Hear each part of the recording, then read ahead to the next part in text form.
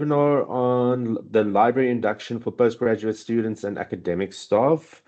And I'm going to introduce all our presenters today as well. Some of them might not be in yet, but they will be when presenting. So starting off today will be Peter Duplessis, who is the Deputy Director of Information Services. He will be giving an overview of most of our library services and our website. Then session two, we will specifically focus on our more research-oriented services that's available to you, starting with the Makerspace with Norman Hebler. After that, research impact services and data visualization, where Marie Roux will be presenting. Then research data services, which will be presented by Kabiso Kezi or Sizwe Nkgobo. Then myself, I will present a section on the Research Commons, and then on open access, Sakila Ngomazelu will present after that. Right, over to you, Peter.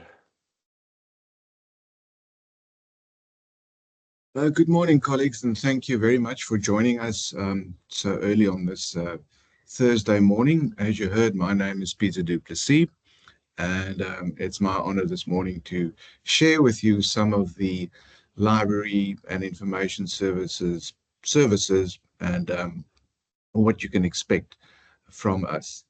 So if you do have any questions, please post them whilst I'm carrying on. One of the colleagues should attend to that, or you can also ask questions that you might have at the end of the presentation.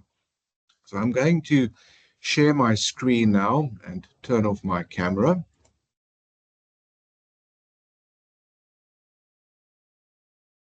so that we can start. Now, this is the library website. So in this morning session, we are going to look at the search and find options, and there are various of them. We're going to look at the services that the University Library offers to postgraduate students and academic staff members, some of the research services that we offer, as well as some of the learning services that Stellenbosch University Library Service do offer to you. More on that a bit later.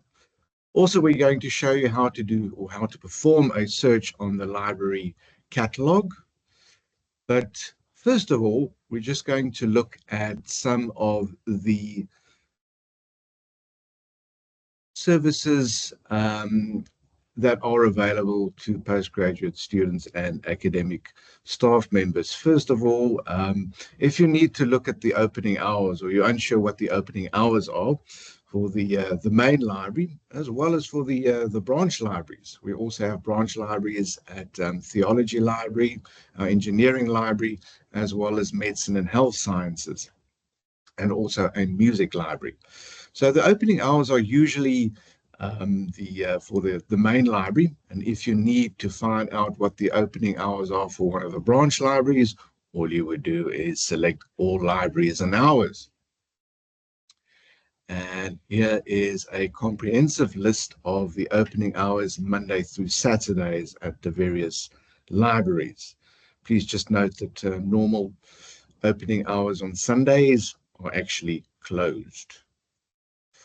Also on the library hours here at Stellenbosch University, you'll find some other services that are available. And some of these services you will find at various locations throughout the library website. But because we do regard them as important services, we have them at more than one location on the library website, just to make sure that you don't miss them. So first of all, some of the online services is a booking service. So just to show you what you can do through the booking service, if you need to make a booking for a seminar room or a group discussion room, or even if you need a private study cubicle, this is the place to go to. And as you can see that there are booking options for Stellenbosch University, the main library, but also for our engineering, medicine, and music libraries. And just as an example, I am going to select the study cubicle. If you are a postgraduate student or an academic staff member, and you feel like you need a bit of solitude and you need a study space that is very private, then this is the place to go to. And you can see it does give you a bit of an explainer to what exactly that you can expect at the various um, online study group areas or individual study areas. So you can see there's a number of these study cubicles in Stellenbosch University. The equipment that you can expect when you get to the specific room, and there is a link so that you can book this particular study cubicle for yourself. As I scroll down, you can see this particular study cubicle. The red indicates that particular study hour, and you can see that there are 3 study blocks available. So the 8 o'clock to 1 o'clock for this morning has already been booked, but it is open from 1 o'clock until 9:30 this evening. So everything in green basically means it's open and you can book that. The red ones is unbookable. So if you would select the afternoon one, you can just submit your times. Obviously, you just continue there, and here you just fill in your personal details, including your Stellenbosch University email address. Please remember, this is important. Don't add a private email address. So if you have a Gmail account or a Yahoo account, or whatever the case might be, only Stellenbosch University students are allowed to make booking, or even staff members. So if you don't have that, the system won't allow you to make the booking. Obviously, I'm not going to submit my booking. This is just an example of how you can make a booking to any of our booking rooms or booking facilities here at Stellenbosch University. The second online service that we do have is the Request a Book service. More on this a bit later, but what this entails is if you find a book on the library catalog and you would like to collect the book, you can ask the library's circulation desk, or the client services desk, as we refer to it, to collect the book for you and to keep it for you on reserve until you can come and collect it. And you can also do an online booking via your library account. But I will demonstrate that a bit later when we show you how to do a search on the library catalog itself. Right, moving back to the library website, we've covered the opening hours, which is always very important to our clients. The box next to it is the Ask a Librarian box. So this is if you need to ask the library a specific question and you are unsure whom to ask this question, then you can submit your question to the Ask a Librarian facility. I'm just going to show you what this looks like. There we go. It's Ask a Librarian, and you can type your question in the search box at the top. But just as a tip, we also have a list of frequently asked questions in the center of the display page. So just check if your question has not been answered before, and then you can go through the answers to see maybe your answers already, or your question has already been answered. Like some of the very frequently asked questions that we get is, how can I connect to the Wi-Fi via my laptop, phone, or personal device? So it's already been asked, and there is a ready-made question, or this question has been answered. So you can just follow the instructions for this particular question. So please, when you do want to submit a question, please just go through the frequently asked question bank to see if your question has not been asked before. Moving then on from our Ask a Librarian, there is another way of contacting your librarian, and that is through the Make an Appointment option. So if you select the Make an Appointment option, first off, you need to select your location, because as I mentioned earlier on, we have the main library here at Stellenbosch, but we also have various branch libraries. So please just make a selection as to in which library you currently are, or which library you want to ask your question. So for this morning session, I'm going to use Stellenbosch University Library. And as soon as you open up Stellenbosch University Library, all the different faculty librarians will appear.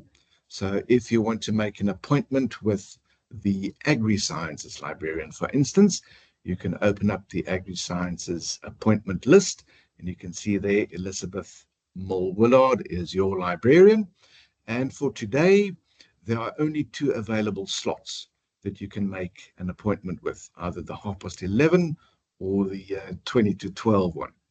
So then you would select your time frame and select the continue option. And again, as with the room bookings, you need to submit your personal details. And again, please remember the email address. It's your Stellenbosch University email address. Do not use the your own personal email address. And then you just type in your, or select your client type with the little tick boxes and confirm your appointment. So please remember, via the Ask a Librarian option, you can ask a general question. Please just make sure that the question has not already been answered via our frequently asked question bank. And then you can also make a personal appointment at your own convenience. And this appointment will happen through Teams. And as I demonstrated, it is available to all our, or most of our branch libraries. Currently, the chat with us function is not available. That will take you back to the Ask a Librarian option. Then next to the Ask a Librarian option, there's another way of contacting the library, and that is via the various library guides. So when I open up the library guides option, the default display list is all the different subject library guides that we have available for our postgraduate students as well as our academic staff members. It's an alphabetized listing of all the different subject guides that we do have. So if you, for instance, are a biochemistry lecturer or a biochemistry postgraduate student, and you'd like to know who your librarian is, to whom you can ask questions, you can see that Joseph Mangadi is your science librarian, specifically for biochemistry, and there are various contact ways in which you can, or contact methods in which you can contact your science librarian, specifically your biochemistry librarian. So you can email Joseph, you can again schedule an appointment, or you can phone Joseph, or you can obviously also come to visit Joseph at desk or office number 2 on the upper level of the library during normal office hours, 8 o'clock until 4:30. So the brilliant thing about these library guides is they're usually tailor-made for a specific subject. In this particular example, it's for biochemistry. And the various tabs will lead you to specific resources and sources that corresponds or correlates with your subject. For instance, if I'm looking for specific journal articles or databases that are biochemistry specific, then I would select the Finding Articles and Databases link. And you can see here under the key databases for biochemistry, this is just an example, you will find a list of databases that will have biochemistry information for you. And this is true for all the other subjects. This is just an example for biochemistry. So if you are a political science student, and if you would select the political science library guide, you will have specific political science related databases and journal titles. Even with the e-theses and Sun Scholar, this would take you through to the electronic Sun Scholar database, which is the university's repository for our research. Right, let's just go back to our library guides.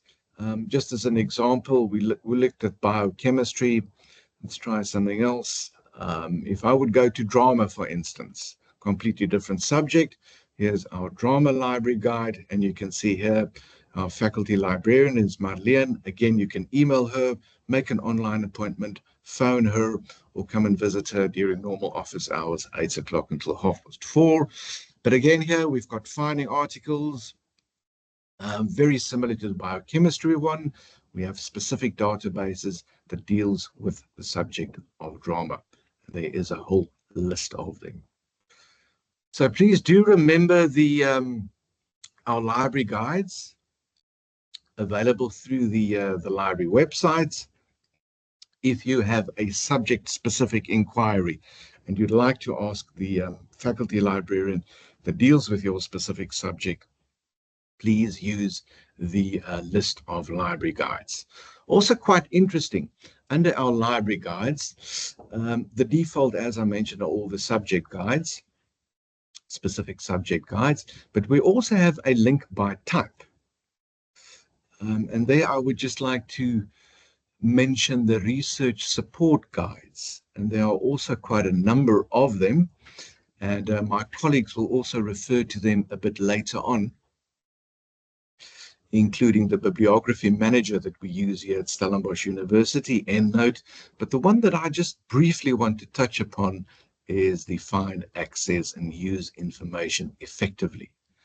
If you're new here at Stellenbosch University, an academic or a postgraduate student, and you'd like to do some research, and you are unsure how to start your research journey, how do I decide which of the sources that I have come across are sources that I can actually use for an academic assignment? Which ones can I use? How do I communicate my research findings? How do I structure my bibliography? How do I make sure that I have not committed plagiarism and I've followed the rules or the copyright rules? Then this is really the place to start off with, because it takes you through a step-by-step process on where to start when you need to find information for a brand new research topic. There's your find information, search strategies, how to evaluate whether the information that you have in front of you, you can actually use for an academic assignment, communicate, paraphrasing, note-taking. Please remember the use responsibly option. That would include links to plagiarism, as well as copyright rules that are enforced here at Stellenbosch University. And there's also a link to Turnitin, which is a very important source. Some people sometimes think that it is a copyright tool. It is not actually a copyright tool. What it does do, though, it is an index that indexes a lot of journal articles, theses, and other electronic sources, and it matches whatever document you submit to the Turnitin program to see what similarities are there between your document and the Turnitin database. So it's not a copyright detection tool. It is just an index that checks your document with other documents within the Turnitin bank to check for similarities, and then you can make the necessary adjustments to make sure that the information in your document is not similar to other documents in the Turnitin bank. Also interesting, the referencing link. We have a whole A to Z list of various Harvard examples that we use here at Stellenbosch University. So if you make use of the Harvard reference style, please come and have a look at this alphabetized listing of options. Deals, abstracts, acts, annual reports, journal articles will be included here as well. Books, all the different ways of referencing a book according to the Harvard style.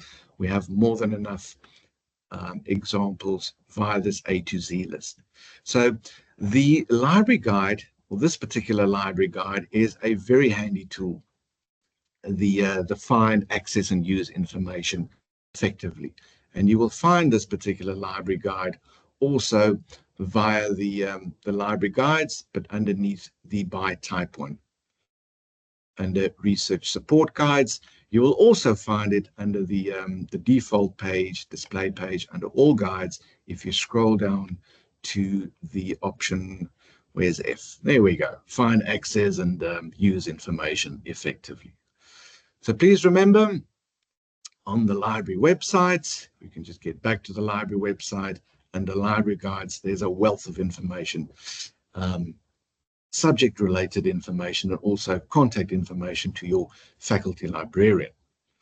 Right, as I scroll down a bit further down, you'll also note that we have current news. You will definitely get to know the SunDMP, our data management plan, and my colleague will talk to that a bit later during the webinar. EndNote 21, this is the bibliography management tool that's used at Stellenbosch University, and you'll also get to know that a bit later on during today's webinar. I'm going to move over to the next page, and the services for. So for the services for postgraduate students, as well as our academic staff. So I'm just briefly going to look at our postgraduate guide. It just gives you an overview of services that you can expect here at Stellenbosch University Library and Information Services. Again, here there's a link to the library opening hours. Remember earlier I showed you how to access the library opening hours from the library website. Very important, our borrowing privileges for our academic or our postgraduate students. So you'll notice that you're allowed to take out 15 books for 30 days at a time, and you can renew them twice. So that obviously means that you can take out a book potentially for 90 days or 3 months if there's no one else that is looking for that specific book. As I scroll down, you can see that there are numerous information services available to postgraduate students. You'll hear about our Research Commons. I've already just mentioned the Find, Access and Use Information Effectively Library Guide. The research process, you'll also hear a bit later on, also the referencing EndNote. My colleagues will refer to that. Subject guides, that's just the list of subject guides or library guides that I referred to earlier on. So again, as I mentioned, that there are various links throughout the library website to the important information services, just to make sure that you do not miss any of our information or important information services. Finding books, again here we have a direct link to that important library guide. We have floor plans to Stellenbosch as well as our Medicine and Health Sciences Library. The various library orientation and training is also available through this link. So our general library training calendar is available here through the first semester. So if you need to book another training session, you can see the one that we're busy with this morning, the library induction one is mentioned here, but there's also one for finding books. There's an EndNote training session, various training sessions. So please follow this link if you need to make a booking to another training event for yourself. I would like to just mention, if I go back to my library orientation and training, our Smart Researcher workshops. The Smart Researcher workshops are very specific and they follow the research process that is followed here at Stellenbosch University. So it's very structured. It's not just random training sessions that we offer to our researchers, and obviously this is available to our postgraduates as well as academic staff. So we start off with the plan and design of your research, and there's specific training sessions that correspond to the plan and design stage in the research process. Various dates available. So the one for today is the induction, and we have 2 more sessions for the induction. How to conduct a literature review. We have sessions for that throughout the year. Systematic reviews for our science and agri-science, engineering and medicine and health science students. We also have training sessions for that. And as I scroll through the list, you will notice that there are lots of training sessions and they are repeated throughout the year. Manage, store and preserve your information, how to share and publish your information. You will probably notice that Stellenbosch University supports open access publishing, and one of my colleagues will also refer to that in the webinar this morning. So there are loads of information available on our postgraduate guide, and the information is duplicated on the staff guide as well. So let's just move back to the staff guide as well. We touched upon the postgraduate guide. So if I go to the staff guide, the most noticeable difference is when it comes to borrowing privileges. Our staff can borrow, or academic staff can borrow 30 items at a time. Again, as with the postgraduate students, you are allowed to renew your items or your books twice. So here you can borrow items for 270 days. Which is quite a lot, if obviously someone else hasn't made a booking for that particular book. So please remember, academic staff members, you can borrow 30 books for 90 days at a time. So that's up to, 9 months that you can borrow your books. The rest of the services are fairly similar to our postgraduate students. Nothing really changes. So again, here we have our link to our find, access, and use information effectively.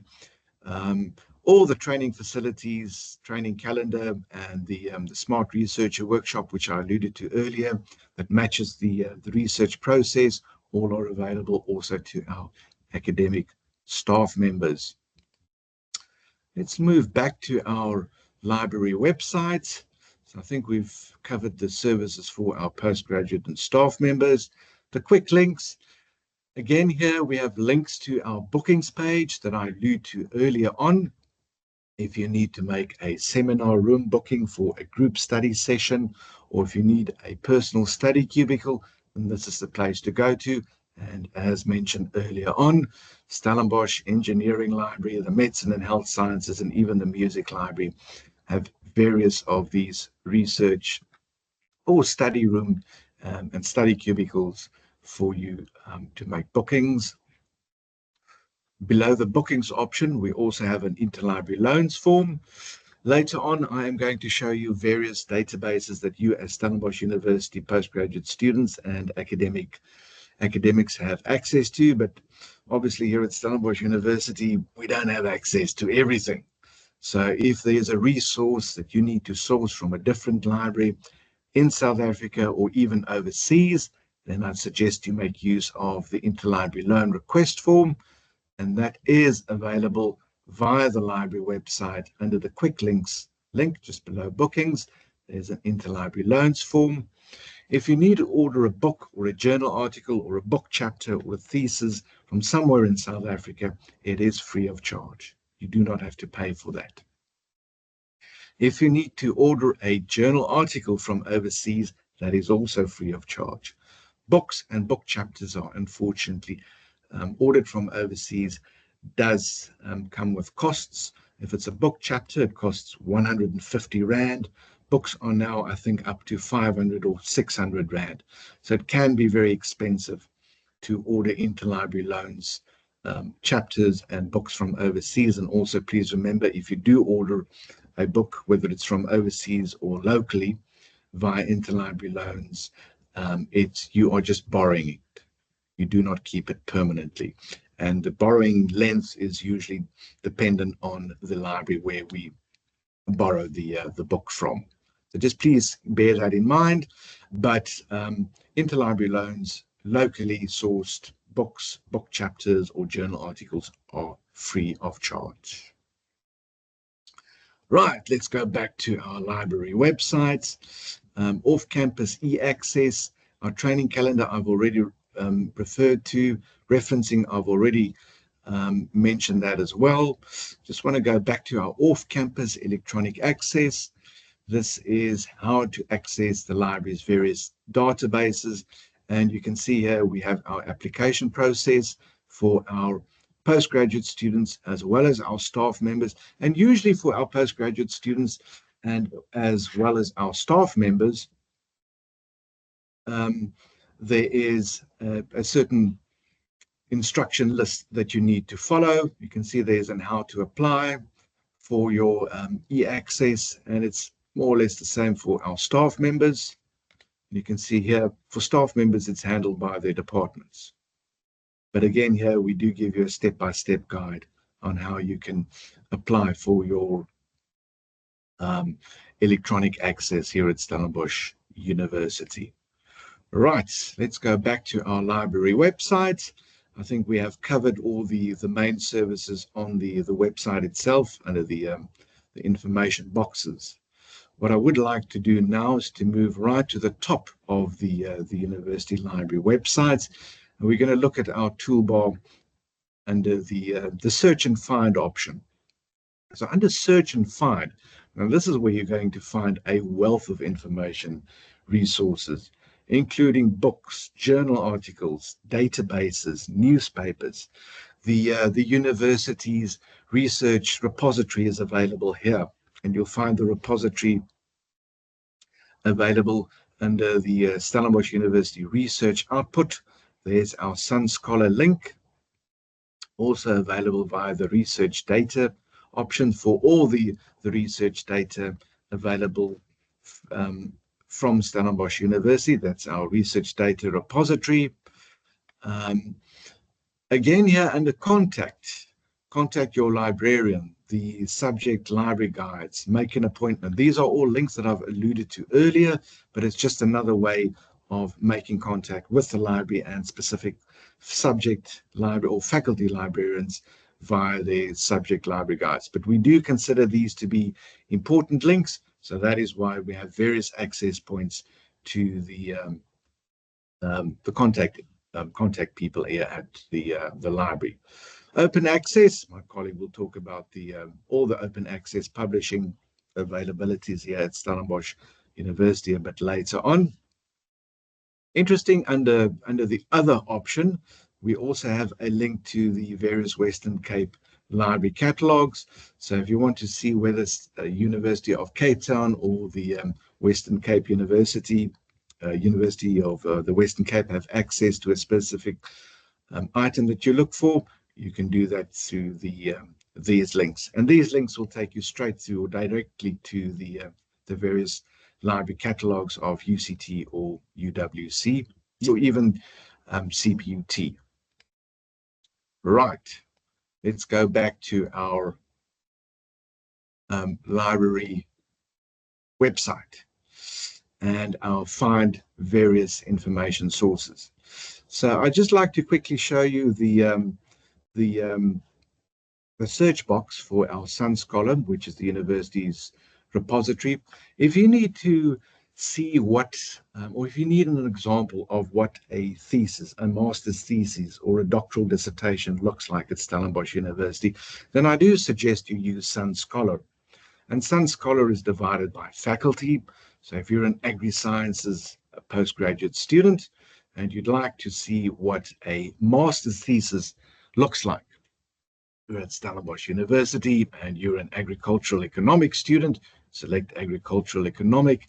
It divides it into books, chapters, conference proceedings. We've got doctoral degrees, but we're a master's student. So I'd like to see what a master's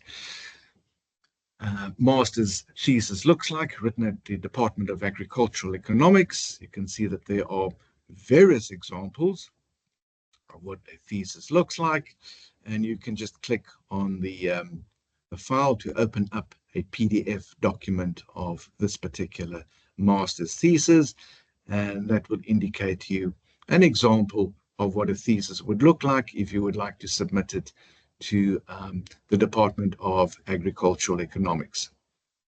But this would be true for all the other faculties at Stellenbosch University. It doesn't matter which faculty: law, economic and management sciences, arts and social sciences. All the faculties are represented in Sun Scholar as the repository here at Stellenbosch University. Right, also what you can do under the search and find option, the search and find option under everything, that gives you a search option where you can search for basically everything that Stellenbosch University subscribes to. Not everything, but almost, including our book catalog and some of the journal databases that we subscribe to. So if I use the option to search for fake news, which is currently a fairly hot topic here, specifically for South Africa. And if I'd like to see what items do Stellenbosch University own, or information documents that Stellenbosch University own, I can type in my subject, like fake news. And if it is a concept, fake news, or it's a phrase, I'd like to indicate to the database, please find the keywords in the exact order as I've entered it. I can use my quotation marks. Do not forget the quotation marks, because that indicates to the database, even on Google Scholar, whatever database you are working at or working on, use your quotation marks to indicate to the database to please find my keywords in the exact same order. So if I type in fake news, I will get a result list that indicates to you all the documents that are available here at Stellenbosch University. And I can see here that we have over 105,000 documents. If I was looking for books in particular, there is a way of narrowing down your search to find only books. And that you can do here on the left-hand side where it says tweak my results. You can move down from availability. There's an option to select your publication type. So if I'm looking for books that deals with fake news, I would select the little tick box, click apply filters, and almost instantaneously, I will receive a result list that deals with my specific topic on fake news.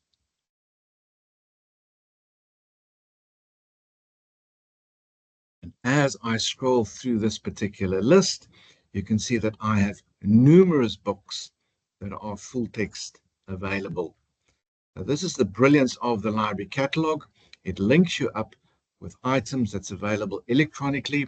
So if you prefer to do your research after hours or maybe over a weekend where the library is not open, you still have access to all the electronic information that Stellenbosch University Library Services subscribes to, which means you have access to all that amazing information 24/7. If, though, you are a postgraduate student or a staff member and you prefer to read a hard copy of a book, you can also limit your result list to only books that are available in the library, which implies hard copy books. So I would select my available in the library, and I would select apply my filters again. And again, here almost instantaneously, I have a new result list displayed with books that are available in the library. And you can see here, as I scroll through my result list, all these books are available at the library, at Stellenbosch University Library. This first one, for instance, is available in our Afrikaner section, which is part of our special collections here at Stellenbosch University Library.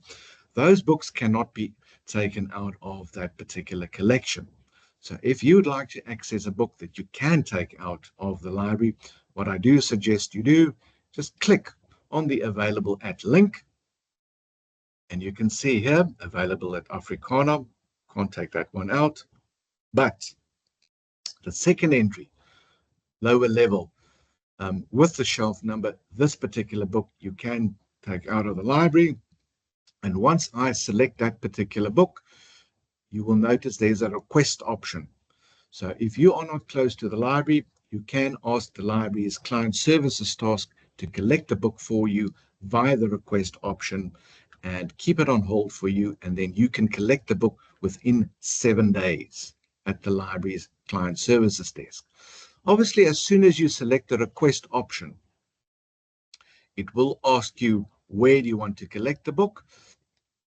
And you can select either Stellenbosch University, Music Library, Education, Engineering, Physics, Theology. There are numerous options, including our Medicine and Health Sciences Library. This I am not going to do right now because obviously I would not like to request this particular item. Just a word of warning though, if you do like to request an item and you do not see the request option, what can you do? Please remember that you do need to be signed on to the library website. Otherwise, the request option will not be available to you. So how do you know if you're signed on or not? At the top right-hand side, you can see there's my name. So if you do not see your name there, you need to sign in. I'm just going to sign out to show you what it would look like normally. So there you can see the sign on option, the sign in option. I'm signing in, and I'm going to use my Stellenbosch registered login procedure. So I'm going to type in my Stellenbosch login with my password, select the sign in option, and then you will notice my name appearing at the top on the right hand side. There it is. And only once you've signed in will you be able to request a book. So if I again use my fake news option, searching through everything, and I would like to select books only, and preferably I'd like to have books that are available in the library. I select available in the library, use the apply filters option, and it doesn't really matter which of these books you are interested in. Say it's this book number 4, you'd like to request the book, you can click on either the book title or you can click on the availability at option, and then you will have the request option to request this book for you, and it will be held for you at the circulation desk or the client services desk for 7 days. Also quite interesting, in this particular item, there's also a link to EndNote, and you'll hear about more of EndNote later on in this webinar. EndNote is our bibliography manager, so you can upload this particular record to your EndNote library for later use. And also from the this particular record display, there is a permanent link, and the permanent link you can also copy and paste into your document. So whenever you need to refer back to this particular record, you can just click on the link via your document and via the permalink option. Right, also via the library's search engine or catalog, next to the or just below the everything option, you can search for books only, but then there's also an option where you can search for journal articles.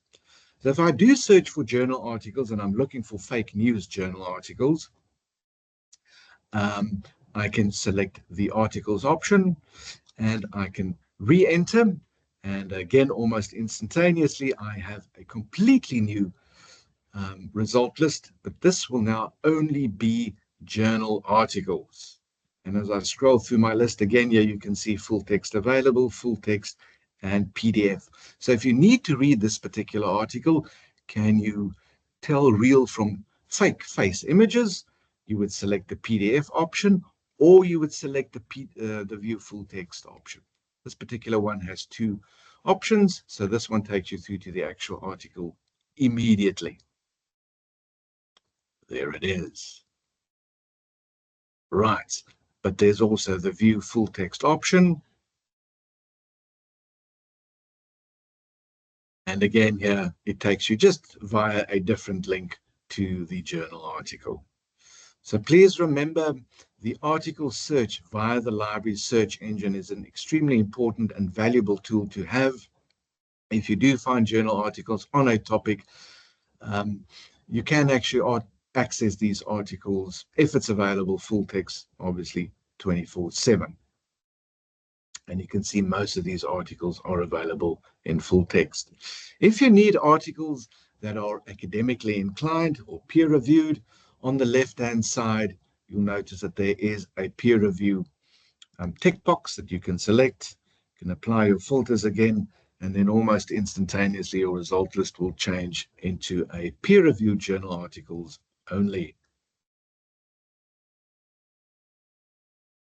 But again, you can see that your PDF and view full text options are available. Right, so that is the library search engine that gives you access to the library catalog. Let's move back to our search and find option again.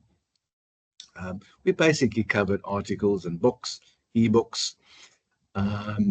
Let's move over to our electronic databases and electronic journals. So under electronic databases, you will find an alphabetized listing of all the databases that Stellenbosch University subscribe to.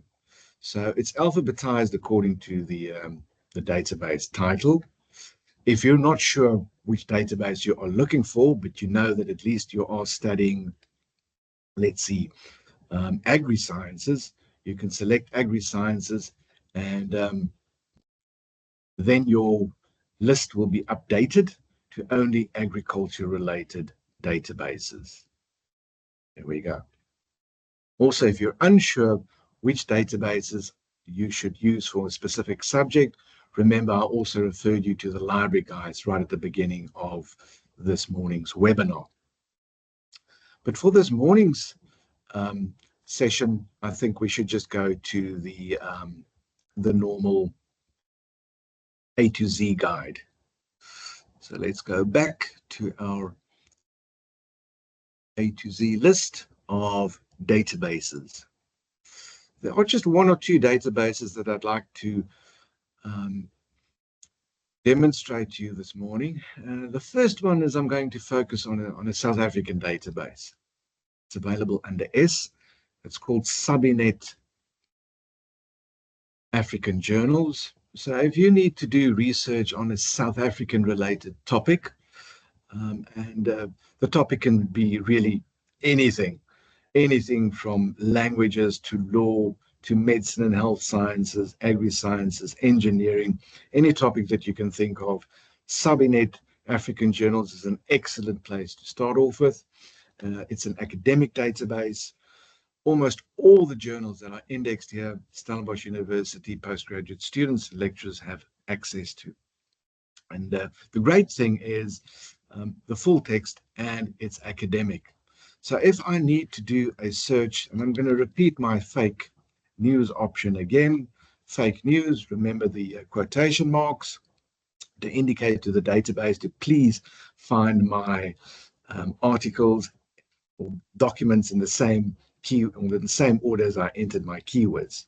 Please also remember that fake news can also be found under a different topic title, for instance, disinformation or misinformation. So to find that, I can add misinformation or disinformation. Disinformation. There we go, disinformation. So you can actually add additional keywords to the phrase fake news. For instance, misinformation, and we've heard a lot of misinformation over the last week or so here in South Africa. And as soon as I have more than one keyword, and I'm not sure which of these keywords are the correct one, therefore I add the operator or in between my different keywords. And remember, there was one particular president that used social media to, well, let's say that he spread some misinformation or fake news, someone would say. So let's add social media to our search string. Again, social media is a phrase. So let's use our quotation marks, and we complete our search string for fake news distributed over social media. I can hit the magnifying glass, and you can see almost instantaneously I am confronted with over 600 journal articles that deals with fake news or misinformation or disinformation that's spread via social media. And you can see here that even though I mentioned Sabinet African Journals as a South African database, it also indexes African countries' information. For instance, I've got Tanzania there. Then we're going over to Nigeria, Kenya, Zimbabwe, Ghana, Zimbabwe again. So there's a lot of information that deals with other African countries as well on Sabinet African Journals, which is fantastic if you would like to make a comparative study between South Africa and another African country. And you can see that your PDF options to view the full text are available on the right-hand side of these articles. And as you can see, again, next to each and every one of these articles, you have the link to the full text of the article. Just as an example, let's select number 11, deals with social media. Click on the PDF, and there is the full text of your document as it would appear in the printed copy of the journal. So please remember, Subinet African Journals is an excellent database to use to find academic journal articles, not just on South Africa, but also on other African countries. Another very good database to use, it is one of our general international databases, and you'll find it on our A to Z database link. It's under E, it's called EBSCOhost. It's the second entry under E, EBSCOhost databases. It's really a database that you can use for any topic that you can think of. So again, as an example, I am going to use our fake news example again. Fake news, we had misinformation. We also had disinformation. I see it's already been done before. Fake news or misinformation or disinformation. I'd like to put or just to add my brackets, just to ensure that the database understands my search question. I am going to add my quotation marks at the beginning and end, beginning and end of fake news. They all preferably in caps. This is also important. Otherwise, the database might read the or as part of a sentence if it's in lowercase. Uppercase or capitals, or indicates to the database that that is an or and shouldn't be read as a sentence. Also, I need my social media. I'm going to add social media as well in my quotation marks again to indicate to the database, please find my journal articles in that particular order. I hit the search option, and depending on the speed of your internet, you can see, brilliant. I have over 22,000 journal articles that deals with my particular topic. You can see this first one in the sentence, fact or fake information, misinformation, disinformation via social media. Excellent article for our topic. If you need to see whether any of these articles are available full text on this particular database, you would go to your access options. Your full text finder will take you through to EBSCO itself. Again, yeah, depending on the speed of your internet, it will take you through to the database on which this particular journal article is available. This particular one is available via our Taylor and Francis collection. So via the EBSCOhost database, you've got access to various other databases. All you need to know now is to find the bibliographic information via EBSCOhost. So this particular article was written in July 2024. So you need to go to July 2024 on your Taylor and Francis Journal of Strategic Marketing, and you can see there are your 2024 journal articles, and July 1 would be issue 5, and then you will have access to your journal article. So the EBSCOhost database is an excellent database to use. It's a nice general database. It links you up to other databases that Stellenbosch University subscribe to. It's a general database. Some of the articles will be available full text, not everything. Some of them will. And you can see you can also limit it to peer-reviewed articles via the toolbar here at the top. So an excellent database to use. Right, so those are just two examples of generalized databases that you as a Stellenbosch University student have access to. Subinet African journals for South African and African related topics, and then just as one of the general databases that I use as an example, EBSCOhost. What we also do have under the search and find option. Just below databases is our alphabetized listing of all the journals, electronic journals, that Stellenbosch University has access to. So if your lecturer asks you to find a journal article in a specific journal, and you need to know if Stellenbosch University actually subscribes to this particular journal, then this is the place to go to, the A to Z list of journals, right? So that's the major difference between, I'm just going to go back to our search and find option, the major difference between electronic databases and electronic journals. Via the electronic databases, you do not know of a specific journal article. So you just want to see what is available on a database. But when you want to use the e-journals link, usually you know in which journal title you want to search for an article, and your lecturer has prescribed a journal article for you. So I'm going to use the European Review of Private Law as an example. This is the journal that your lecturer has prescribed for you, and you're looking for a specific journal article. So I type in the title of the journal. Remember, the title of the journal, not the title of the article, only the title of the journal. So you can see, yes, indeed, Stellenbosch University subscribed to the European Review of Private Law. And as I scroll through my list, yes, indeed, there it is, European Review of Private Law. And just below the full text access link, this is your gateway to the actual journal. And you can see it's published via Kluwer Law International. And also very important, this particular journal we have access to from 1993 up to the present edition.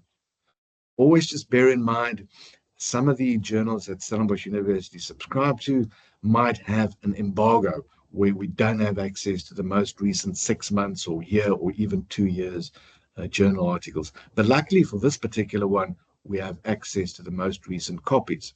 And to access this particular journal, I would link up with the database or the publisher as it is in this particular occasion. And here I have my European Review of Private Law. I can select it, and I can see that my latest issue was the last one from 2024. So there's no new articles published in 2025. But if the article that I was looking for is this very first one, the Repairing Law article, I can just click on it. And there I will be confronted with a PDF link to the article. And as promised, because we subscribe to it, we have a direct link to the journal article itself. So please do remember the A to Z list of journals available via the search and find option. Again, as I mentioned, databases, you do not know the specific item that you are looking for, specific journal article that you are looking for. You just want to see what is available on a specific topic on any of the databases that we subscribe to. With journals, most of the time, you know at least what the journal title is, or even what the article title is. But you're going to start off with typing in the journal title on the A to Z list. Right, let's quickly move back to our find option. We've done most of the search and find. So let's move over to the using the library services available. And this, again, as I mentioned throughout the session so far this morning, the library hours we've already alluded to. In the library, the booker room, how to print, copy, and scan, wireless access, borrowing, we've already gone through that. How to request a book, we've done. How to activate your library account, how to register for that. The library guides, all the different library guides, which we showed you earlier this morning. So we have one for our staff, we have one for our postgraduate students, and this is where we alluded to the borrowing privileges, for instance, and all the training guides that we have for you. So as mentioned, the various different access points to all of these important services available to our Stellenbosch University postgraduate students as well as our academics. Under our research services, again, my colleagues a bit later on in the this morning's session will allude to our research options available or research services available to you, including our open access repository, our data repository, our research impact services that we do offer to you, the bibliography management tool, which we know now is EndNote. They will allude to that. So there are numerous research options available and services available to our postgraduate students and academics. Under our learning services, again, we have alluded to numerous of these services. Under the learning option, remember our find, access, and how to use information effectively. We've alluded to this library guide previously. Again, you'll find the link underneath there. All our library guides, all the links available again. Training tutorials, again, available here. Again, yeah, under training itself. The different spaces available to our postgraduate students as well as our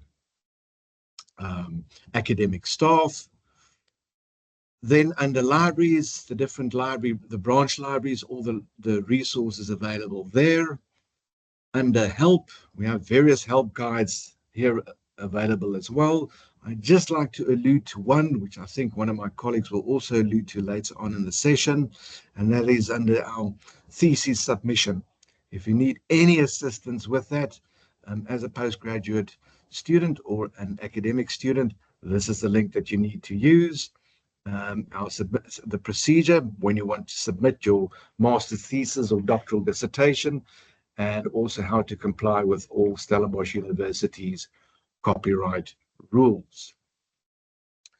Right. Then to conclude this morning's session from my particular side, I would like to also allude to Google Scholar, because I know that there are postgraduate students or even undergraduate students, but also academic staff members that prefer to use our Google Scholar. But I would just like to show you and what you should do if you do prefer to use Scholar as a research tool, and how to make life easier for you as a researcher. There are a few tweaks that you can make to Google Scholar so that you can find information easier as a Stellenbosch University student. So what do you need to do that, to enable you to find research that you can use as a Stellenbosch University student?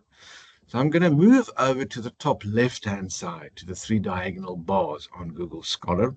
Apparently these three diagonal bars are referred to as a hamburger. Who knew?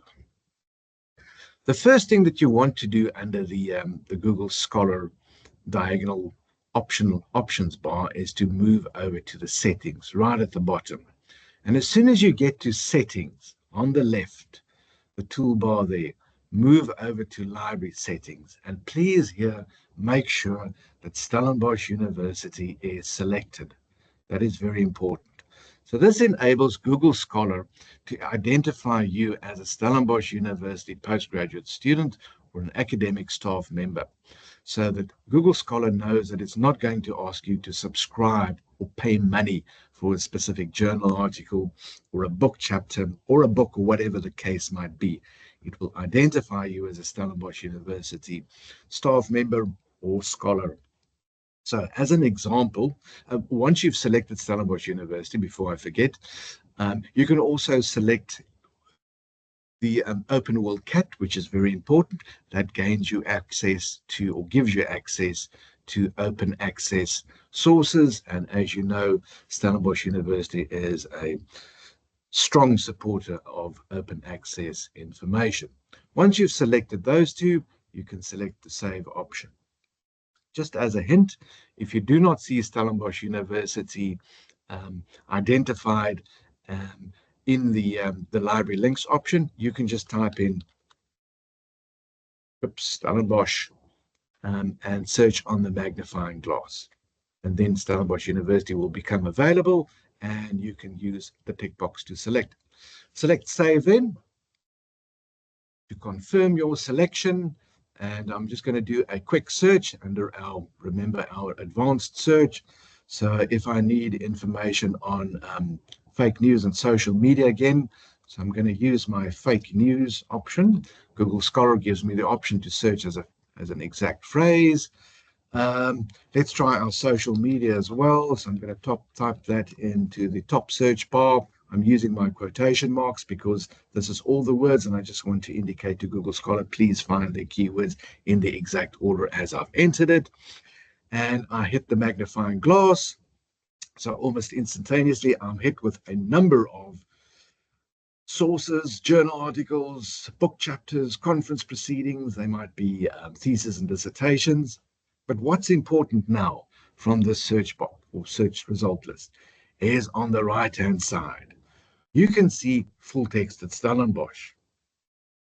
So Google Scholar has recognized you as a Stellenbosch University postgraduate student or academic staff member because you have selected Stellenbosch University under the library links option. If the item is available via a open access vendor or database, then you will also have access that. As an example, there we have this OXIV organization, that particular link. You also have access to that. You have access to our Science Direct database and various other databases as well. So if you want to do research on Google Scholar, I do suggest you use the library links option to activate Stellenbosch University, the Stellenbosch University links via the library links. Make sure Stellenbosch University is indicated, as well as our Open World CAP or open access resources. Right, I think that is all for my side this morning. All the best and good luck to your research for the studies here at Stellenbosch University. If there are any questions, you are more than welcome to ask them. I don't know if anything has been answered already.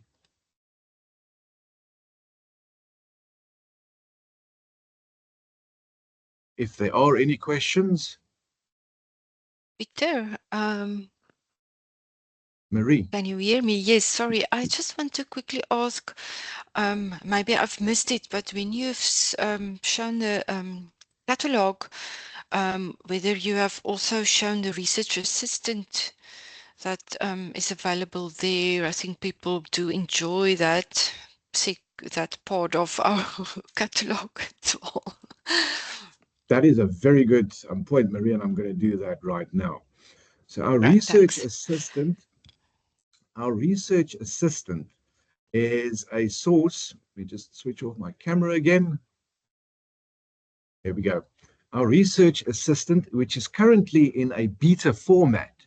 So it is not 100% optimally functional, but you can definitely use it, and you can use it to assist you with your research on the library search engine or on the library catalog, as Marie suggested. So how do I find this research assistant? So I'm just going to perform our search again. Fake news. Please remember our quotation marks. I'm going to hit enter or click on search. And as earlier on, I have my results list. But you'll notice here on the right-hand side, the far right-hand side of my search screen, there is a research assistant link in beta format. And if you do not see the one on the far right-hand side, there's also one in the center of your page. So this is our research assistant, where you can ask, I'm presuming we call it natural language question. So are there any articles on fake news? Let's see if this one works. I can hit the little arrow, and if there is anything available, let's see. Ooh, they couldn't find anything. Let's try something else for this particular topic. maybe just fake news. I'm not sure if the whole sentence works that well here. Okay, let's try it. I don't know. I just think so. Fake news articles. I'm looking for fake news articles.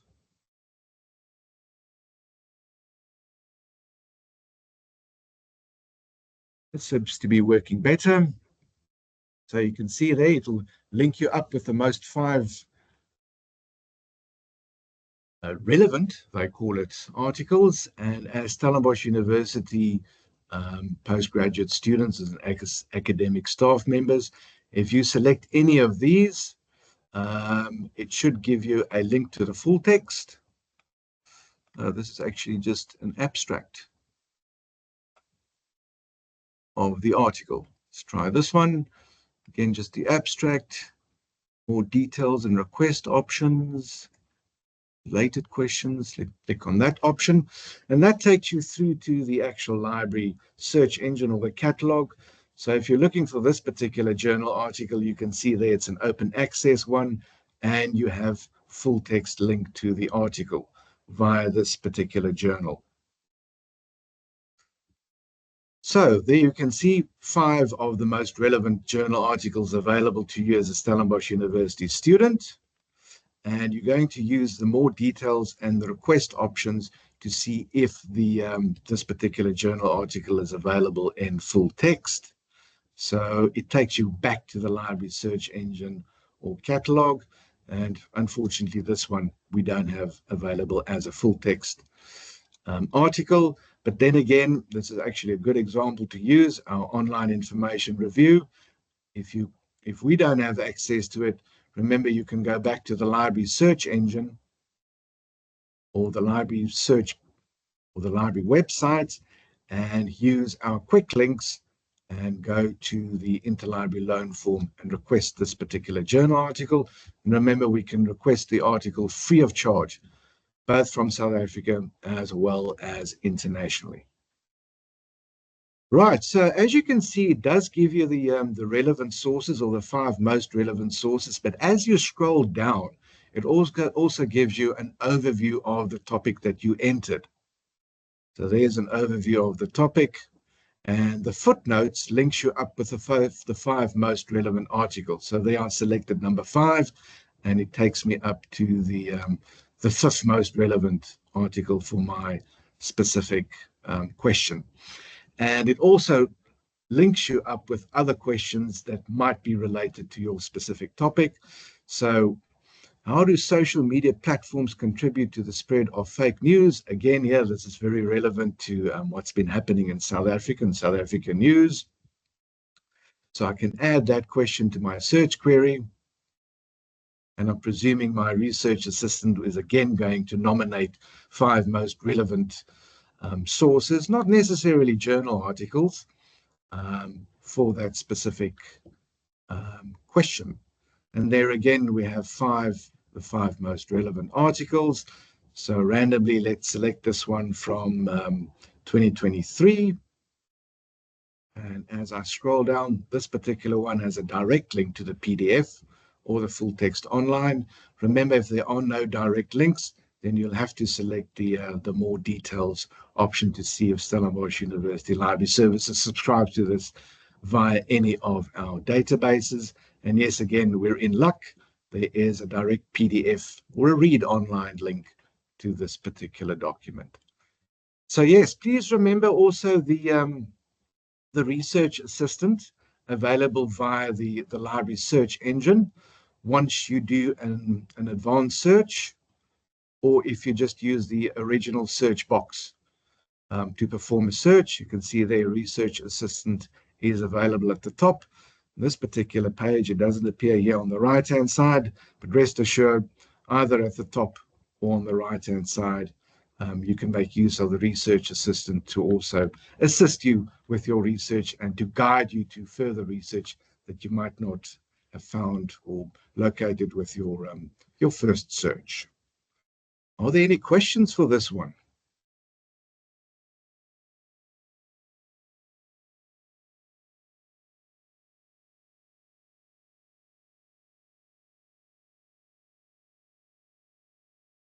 And remember, you're welcome to unmute yourself if you want to ask a question over the microphone.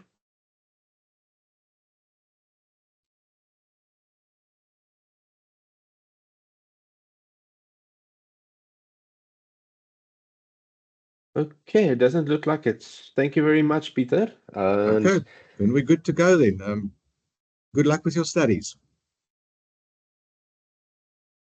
righto, so let's move on to our next presenter for the morning. So I'm going to hand over to Norman Hedler, who's going to introduce the makerspace. Hi everybody, I just want to share my slides quickly. There we go, you should be able to see that all if I can just get a confirmation. Yes, we can. All right, thanks, Kuchner. So welcome to my presentation, and I'm just going to quickly do over the makerspace and what services we offer. As you can see, if you don't know what a makerspace is, it's a place where all students and all staff on campus, if you've got interests in technology, or related topics or something like that, you can actually come and work in the makerspace. It's not a study space. And this is where you can actually share ideas. We've got a lot of equipment and different services. And I'm going to show you some examples of what postgraduate and academics have actually done in the makerspace. Okay, so I do offer a lot of training, right, throughout the year, and my sessions do repeat. You were shown the training calendar, but just remember, if you're looking for my training, I actually also have my own separate training calendar, and it's open to all Stellenbosch University staff and students. It doesn't cost anything. As you can see by one of the photos, you can also book the makerspace if you want to do training for small groups. It's also got a nice big screen on wheels that you can use with a touch screen, and I've got pens and all that that you can write on a whiteboard, things like that. The training sessions I offer that's open to everybody on campus. It's a combination of 3D printing, 3D scanning. I do virtual reality. I do electronics like Arduinos, Raspberry Pis. I do introduction to soldering and also do some robotics.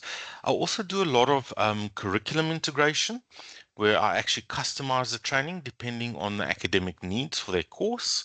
And this ranges from sciences, health sciences, visual arts groups, and etc. So if you want to know more about that, please contact me in that regard. So if you don't know what I look like, this is what I've got. This spot over here, it's my library guide, right? There you can see a photo of me, and there's ways to contact me as well. So all the everything that I've got in the makerspace is actually on my library guide.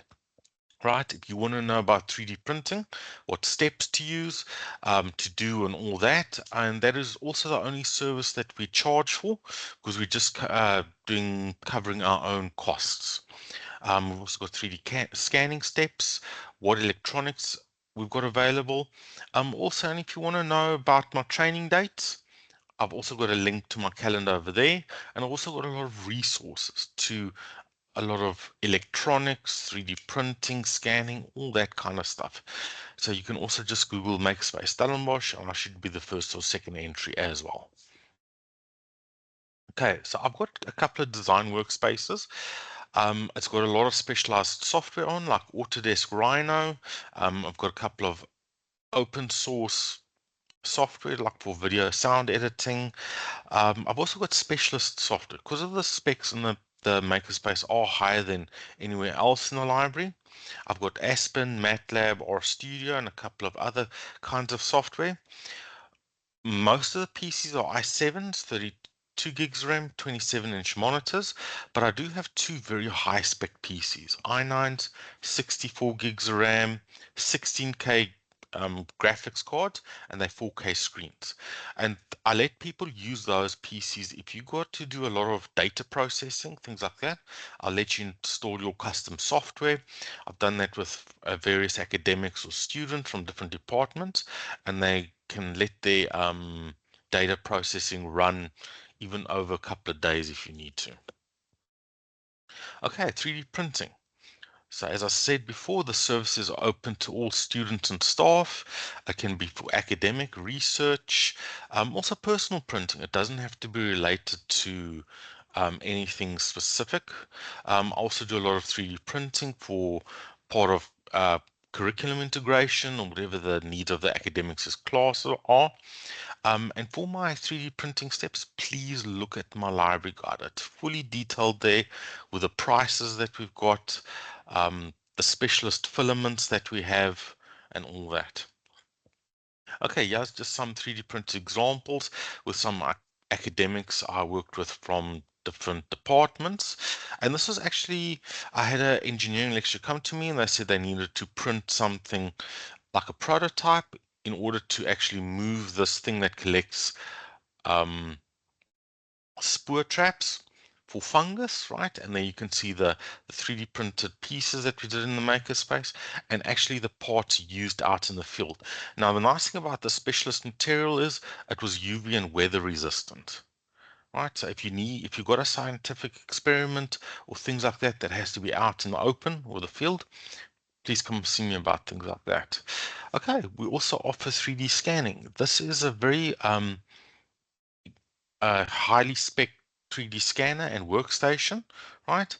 And it's free to use from students, faculty, staff, or whatever. So if you want to replicate something for 3D printing, or you want to actually scan in items digitally for your students to use maybe in Blender or part of their course, something like that, that you can also do, and also for research. For example, here's a research that happened a few years ago. Some postgraduate students, they scanned in a few hundred lizards, right? And that was actually to work out the surface area of the lizard, because the old method was actually using masking tape. So you'd mask the lizard, but these are preserved specimens, right? And then actually, because the file was scanned in, you can automatically get an accurate surface area. And this has had to do with how climate change in the Western Cape was affecting those species, right? And I do offer a service where if you're an academic and you're doing some research and you need some objects scanned off-site, then I can actually go out to that site with you and actually do the 3D scanning. So please contact me on that specific item as well. All right, so we also have virtual reality headsets in the makerspace, and I offer training on this. It's very creative. It's normally about an hour long. But if you have a large groups of students, right? I've got 12 headsets where we actually do group training. Currently, last year I had some lecturers from science. They needed their students to actually watch some YouTube videos in 360 about the structure of a cell, and then those students actually filled in feedback forms that formed part of research as well. This is just another example of a few years ago. We actually hosted these people from engineering and Chemnitz University, where the groups of students and staff, they would actually put on a VR headset and you'd actually see a bicycle, motorbike, a car coming across the road, and then you had to indicate when did you feel safe to actually cross the road.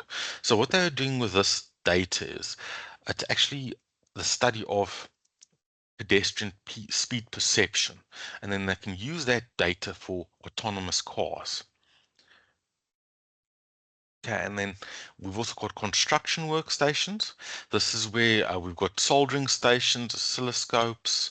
I've got a lot of boxes of electronics that students can use, and robotics. And we've also got some workbenches, like we've got a Dremel tool and some hand tools as well. And I provide training in all these different areas. Thank you very much. So it was a very short presentation. If you've got any questions, you're welcome to ask now, or actually just contact me via my library guide. There is a contact with my email address and phone number there.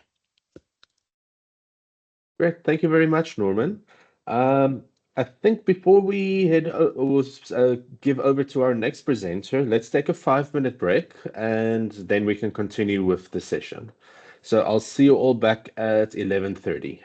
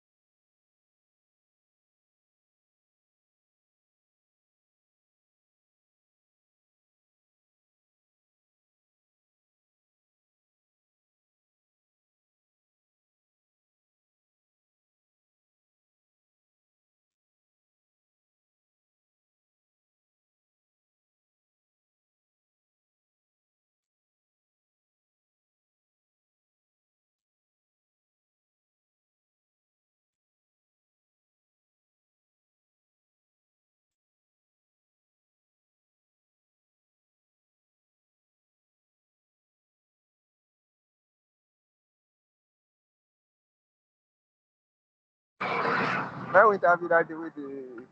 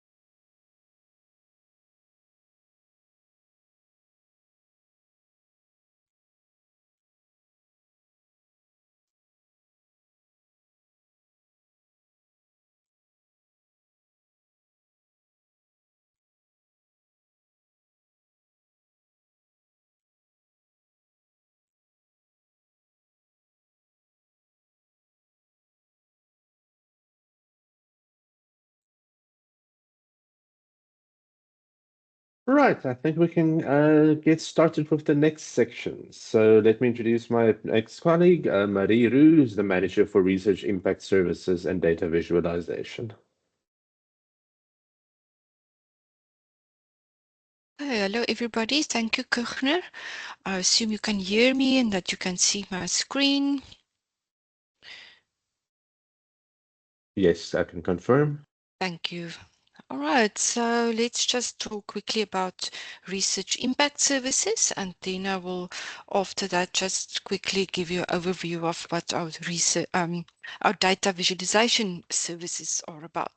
So first, the first aspect of research impact that we deliver at the library is how to monitor your research impact. It's called bibliometrics as well. There's other terms such as citation analysis, but that's just one aspect of bibliometrics, and also research evaluation, it could be called.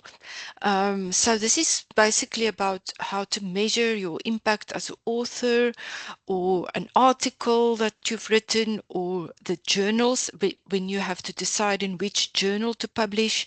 There's a lot about how to measure with the impact of the different journals. And then also you can also measure your departmental or your specific research group or your faculty, etc. So there's lots of ways in how we can measure the impact of research on campus with the different databases that's available. It's mainly Scopus, Web of Science, altmetric.com, Dimensions, Cyval, a few that we can use to determine these metrics for you. So this division was established to give guidance and training on this topic of research evaluation, but also about the use, the responsible use of these metrics. That's a very important aspect as well, because it's a lot of data that's available and it needs to be used in a responsible way.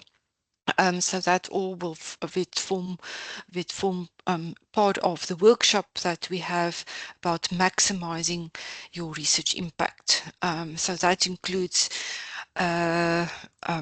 detailed guidance on citation analysis, what it is and all the different types, and then also a section about how to improve your impact by being more visible with your works, etc.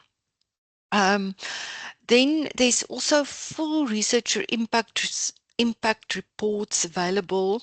That is the reason, therefore, is because mostly researchers ask faculty librarians for their H indexes. That's one of the metrics that's available and that a lot of people use to compare researchers with each other, etc. But we have rather decided to develop a fuller report that contains a lot of important metrics, and not only the H index or only one metric, because it's always better to use more than one, able to evaluate a researcher or a group properly.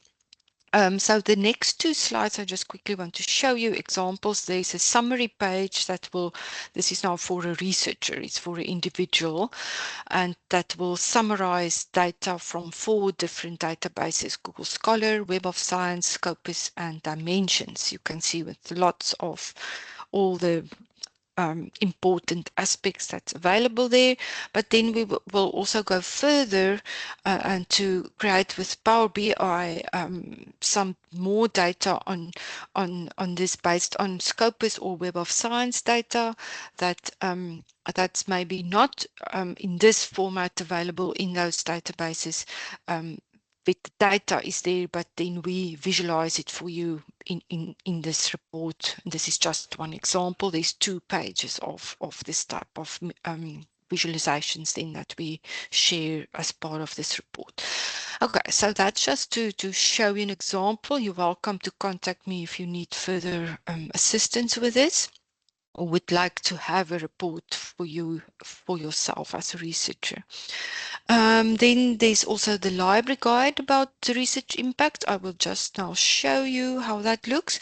Cyval is a very important tool of Elsevier that is used for research performance evaluation. We also now have a workshop to how to use this tool each semester, so you can watch out for this. I think the first one is only the end of May or beginning of June. There's somewhere around. It's right at the end of the cycle of our workshop series. But that's a very important tool to get to know if you're interested in this type of thing.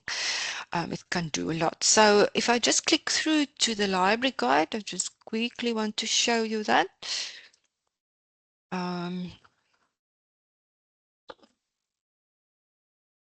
All right, so there's a few pages on what bibliometrics is about and how you can request a port. There are all the examples that we also do Cyval reports for you if it's necessary, if you can't help yourself there.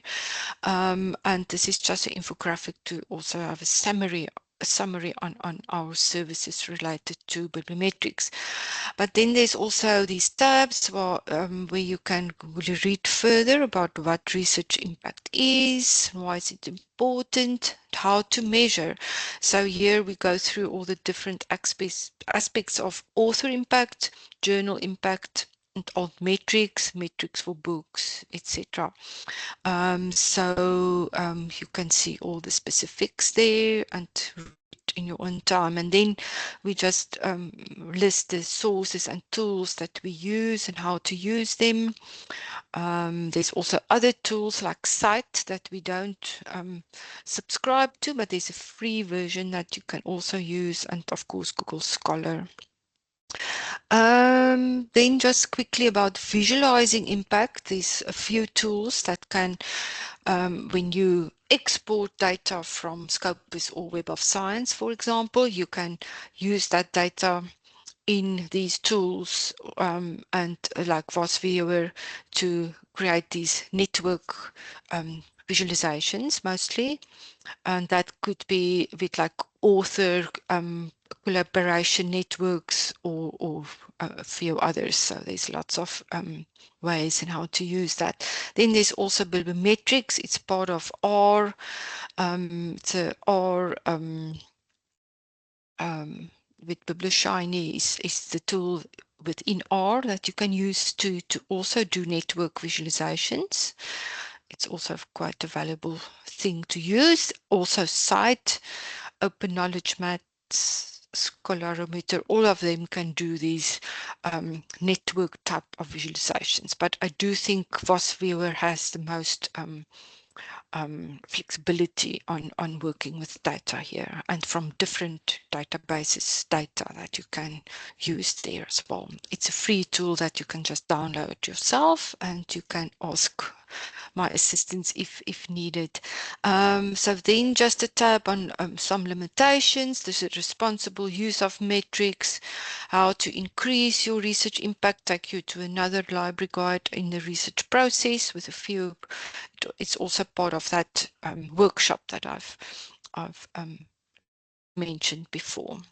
Okay, so let's just go back to the slides. You are very welcome to ask your faculty librarian for assistance with this, but you're welcome to contact me directly as well. But the faculty librarians do all assist researchers with bibliometrics as well. Yeah, you've seen these two slides. Then just something about help with where to publish your research. Faculty librarians can help you with this as well.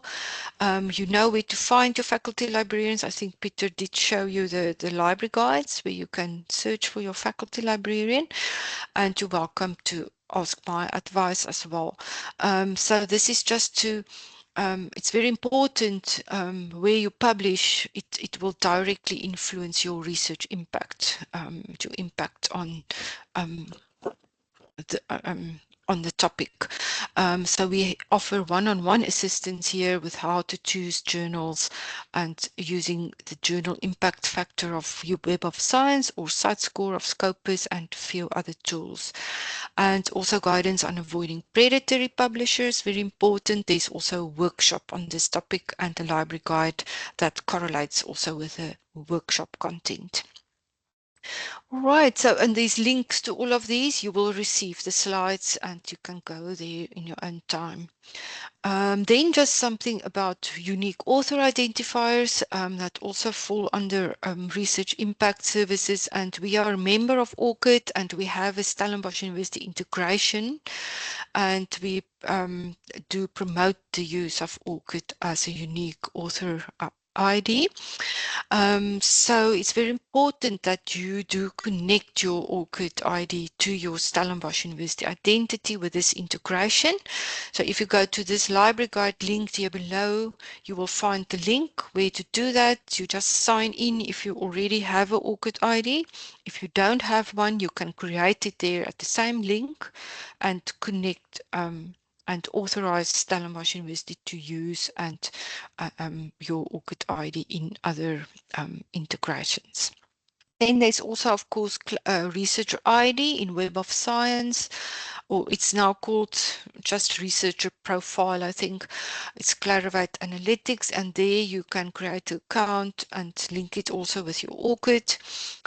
Scopus author ID is just managed by Scopus, but if you find any with faults there with your ID, you can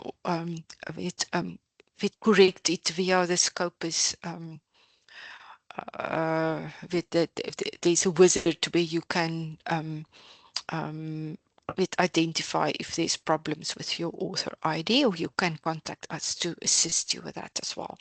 The Google Scholar profile, very important. You have to create that yourself. So if you want your Google Scholar metrics, H-index and all those things in Google Scholar to show up and to be available, you need to create that profile, and please ask me if you don't know how to do that. I can't go into that detail now.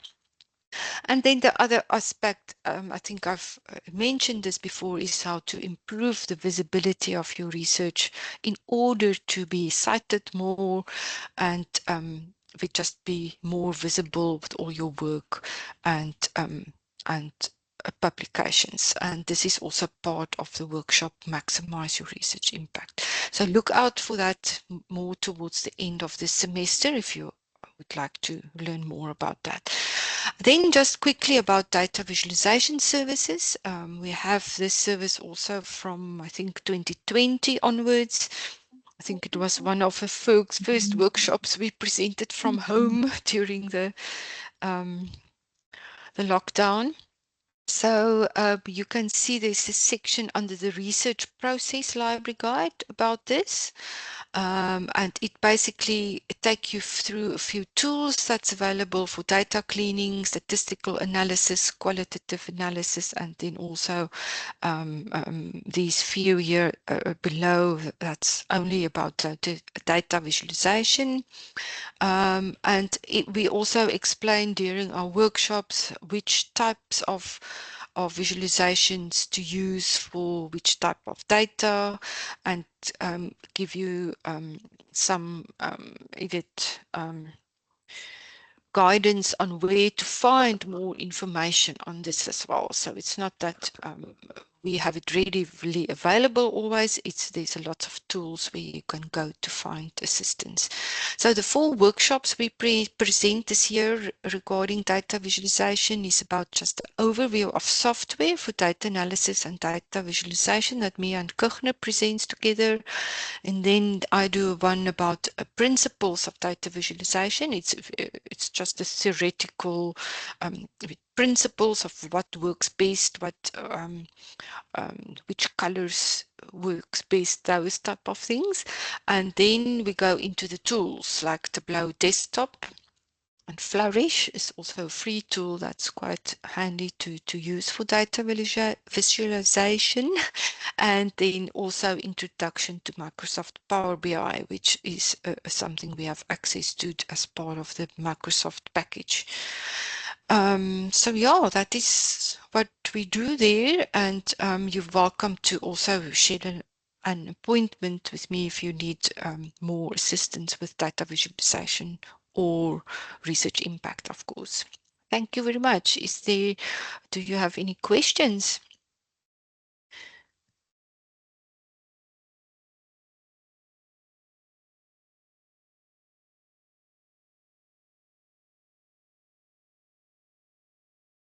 All right, it does not look like there are any questions, but as Marie mentioned, you are welcome to email her. The contact details for all the presenters, by the way, is in the email I sent just before we started today. You'll see they were all in the primary email distribution list. Right, so I'm going to hand over to our next presenter, my colleague Sizwe, who will be presenting on research data services. Morning, Kirchner. Klabis will be presenting today. Thank you. Alrighty, sorry. Okay, morning, colleagues. My name is Kabiso, and I'm going to data management at Stellenbosch University. Just to kick off the presentation, I will just give an overview of research data management and also what is expected from researchers who would in research at Stellenbosch University. Kabisa? Yes. Could you maybe try to just increase your volume? We're having a bit of trouble hearing you. Okay, let me quickly check that, Kirchner. Am I better now? Yes, much better. Thank you. Okay, thank you for notifying me. Okay, colleagues, basically research data management is the core part of responsible research conduct. And what we advise our researchers basically on RDM, it covers the entire research data lifecycle. And the objective of research data management at Stellenbosch University, it wants to ensure that the confidentiality of your research participants and also the integrity of your research and also the availability of your research data is accessible to the research community at large. And you will ask yourself, what is the definition of research data? The university, we have what we call RDM regulation document. And in this document, we explicitly defined what is research data. But for the sake of this presentation, we can view research data as a data that will be collected or generated for the purpose of analysis in order to generate or validate scientific claims. But I would also suggest if ever you want a further detailed definition of what the research data is, you are more than welcome to go to our LibGuides, whereby you will find the RTM regulation document there. And in this slide, we can see the different types of data that can be collected when you are conducting your research, but I'm not going to mention them. And our RTM consists of different stages, and also data planning is one of the crucial steps in achieving good research that promotes good RTM practices and also scientific integrity. In the following slides, we will touch also on the tools that we provide for our researchers that will enable them to actually adopt good data management practices and also sharing practices when it comes to their research here at Stellenbosch University. The SURDM regulation, basically, it is a document that tries to cover every phase in the data life cycle. For instance, the institutional requirements that the university expects from our researchers, they need to comply with the policy for responsible research conduct. And also, if personal information will be collected, a privacy impact assessment needs to be considered by the researchers. I'm also going to just show where our researchers, they can find this tool that can assist them to actually assess the risk level of their research or data that they will be collecting. And also the RTM regulation speaks on the institutional ownership of research data. As the RTM regulation stipulates that research data collected belongs to the institution, and also if ever a researcher is going to be sharing or moving data outside of the university, they need to actually do a data transfer agreement. And in this instance, we always advise our researchers that they need to go to the DRD for that assistance so that they can actually develop a data transfer agreement that will make sure that it protects them when they are sharing that data outside. Still, in data acquisition and management, the RTM regulation also prefers, or it recommends, that if ever you will be conducting research at Stellenbosch University, we always advise and also recommend that you are expected to use platforms that we provide support to. And in this presentation, I'm also going to showcase the different tools that we offer for each stage of your research life cycle. That is also important. When it comes to data sharing and also publication, as I've mentioned, that if ever you will be sharing your data or maybe moving it outside, you need to develop a data transfer agreement. And also another important thing, we as a library, we have Sun Scholar Data, which is our institutional data repository that enables our researchers where they can share the data publicly. Let's say, for an example, you are going to be publishing an article and the journal house would like to have access on this data. This tool can enable you to share that data set with the publishers, and also we can also assist linking your research article that you have published with the data sets that are associated with the publication. So we also provide advice in that instance. I've talked about the data transfer agreement in this slide. I decided just to show the form, but you can always get access on the form when you're consulting the DRD, if ever you wish to share your data with people outside the institution.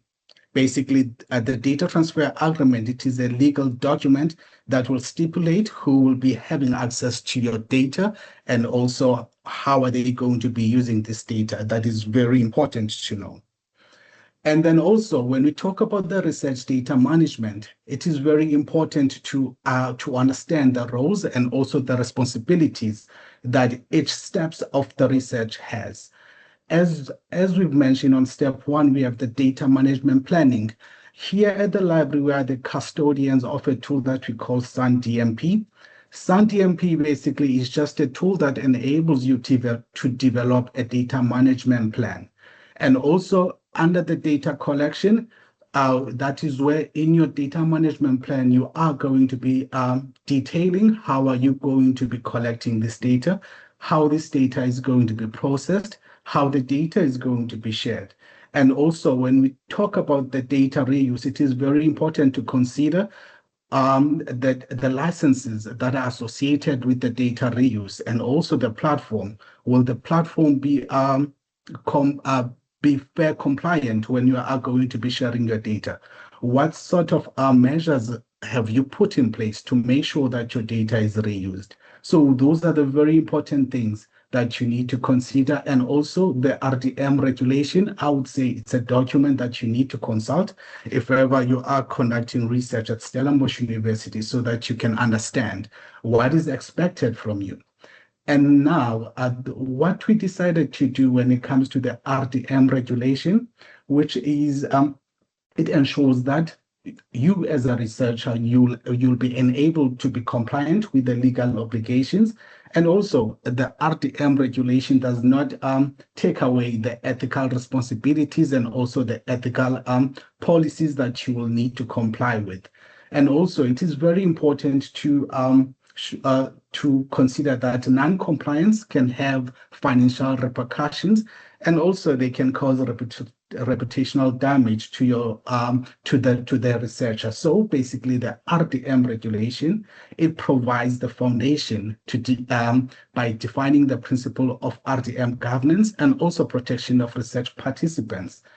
The document provides the framework whereby the responsibilities are clearly defined of who's going to be responsible in their research.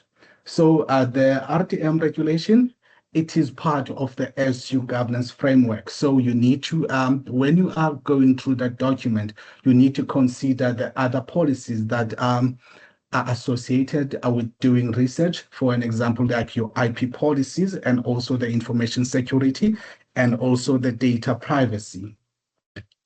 In the document, we understand that when you are going to be conducting research, some of our researchers are funded. So it is very important to make consideration if ever your research is funded by external people or external organization.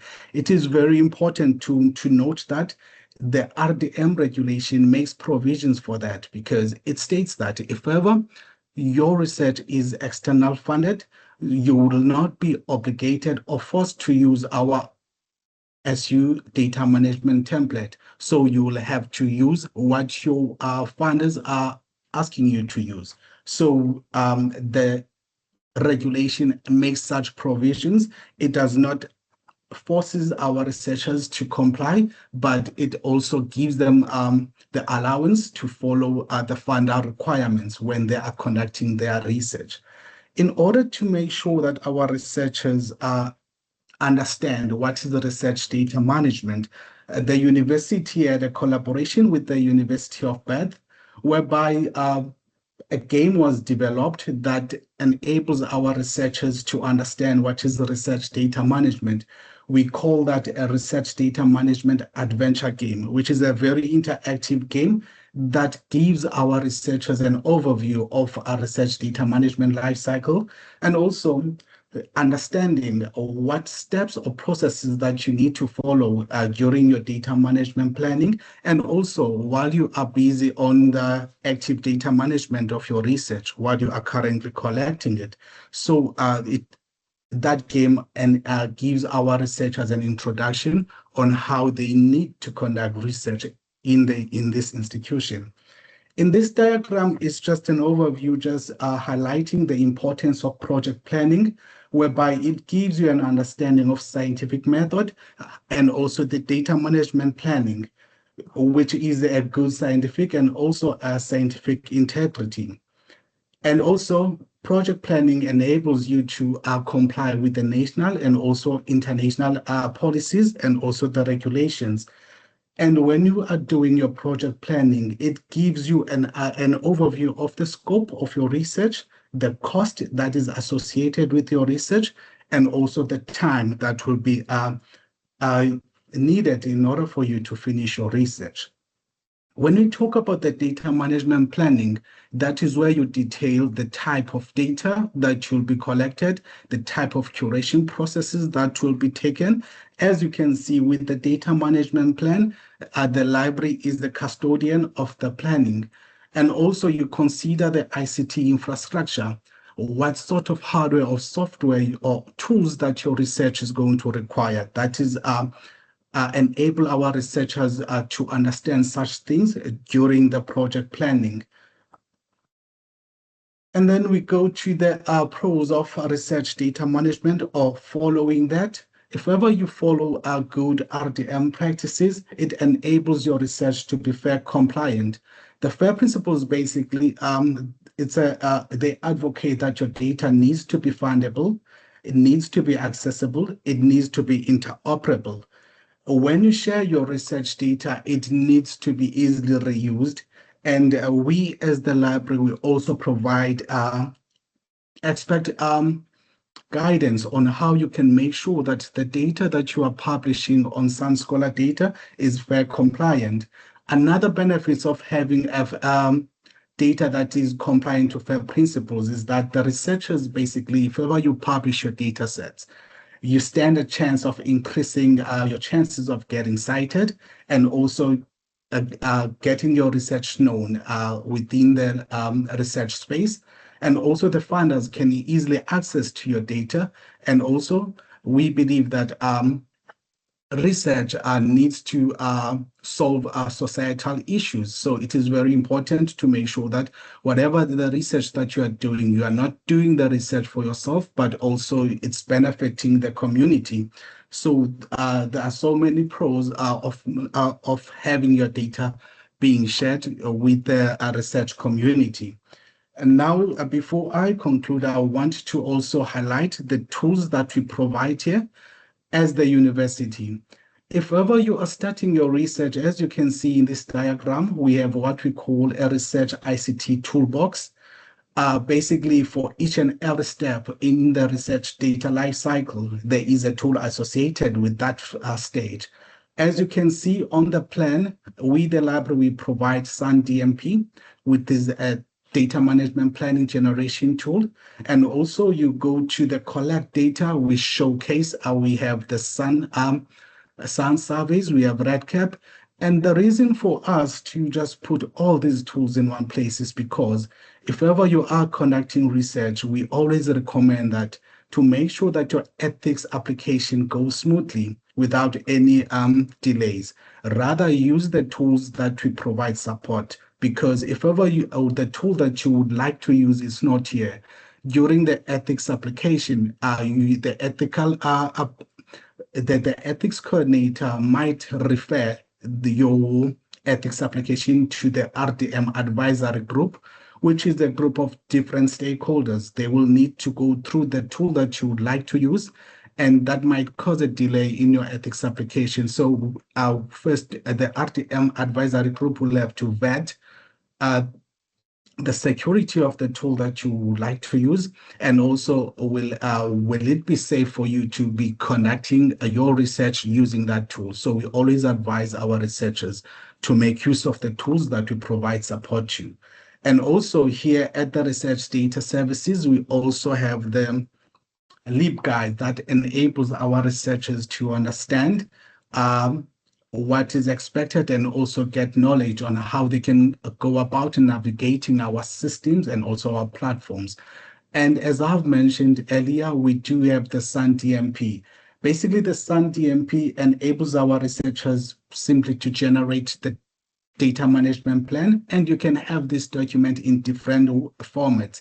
You can have it in a Word document, you can also have it in a PDF document, etc.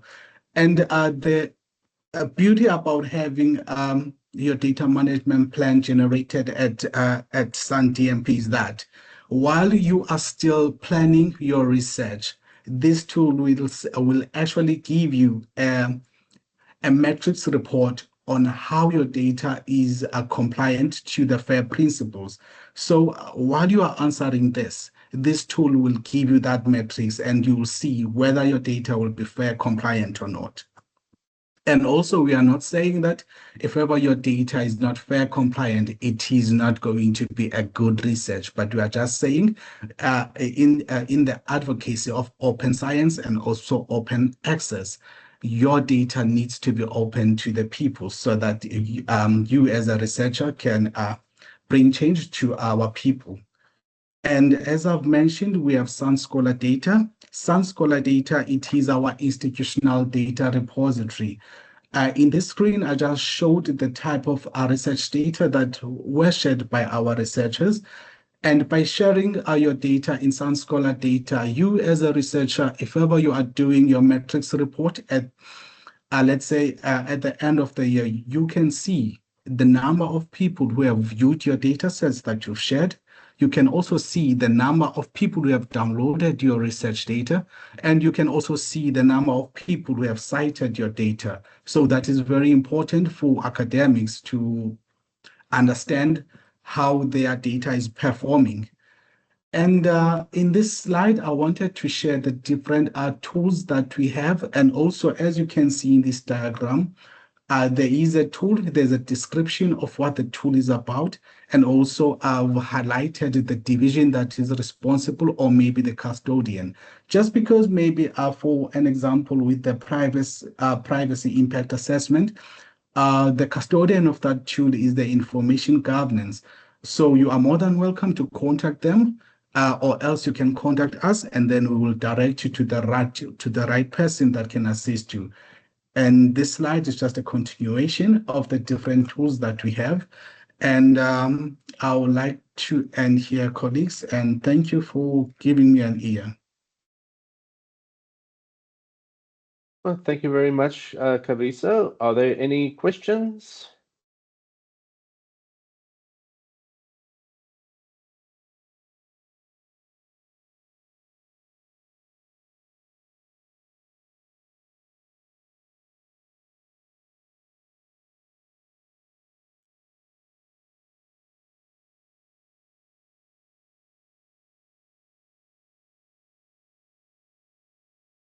All right. So if there aren't any questions, then let me carry on with my section. And then I'll hand over to our final presenter for the day, my colleague Sakile.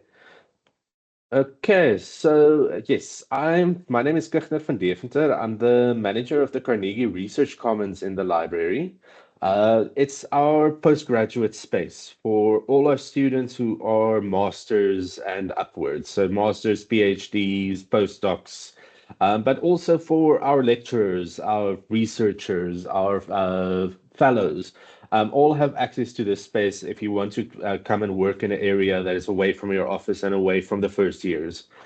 This is a great space to come to. So, yeah, the underlying philosophy of the Research Commons is that we'll blend technology with traditional resources and to serve as a center for a wide range of scholarly activities and production, but also as a starting point for where to find the necessary support and information for your needs. So essentially, if we don't know how to help you, we should at least know who can. Yes, but also it's a starting point for students to determine their research needs, not necessarily their information needs. That's what the faculty librarians are for. But yeah, if they're going to do qualitative research or quantitative research, we can assist with resources in that regard. Okay, so here's just a short little video on just how the Research Commons looks. And this was now just after COVID, so we still had that little mask icon or tag there.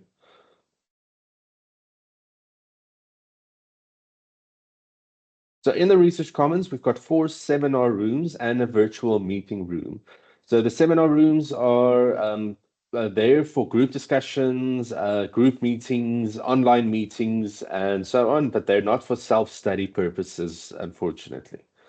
Then we've got the lounge area, we've got our reference book collection, and it's also the only section in the library that's open to that can actually where you can go outside without having to exit the library with your card if you just want a bit of fresh air. Okay.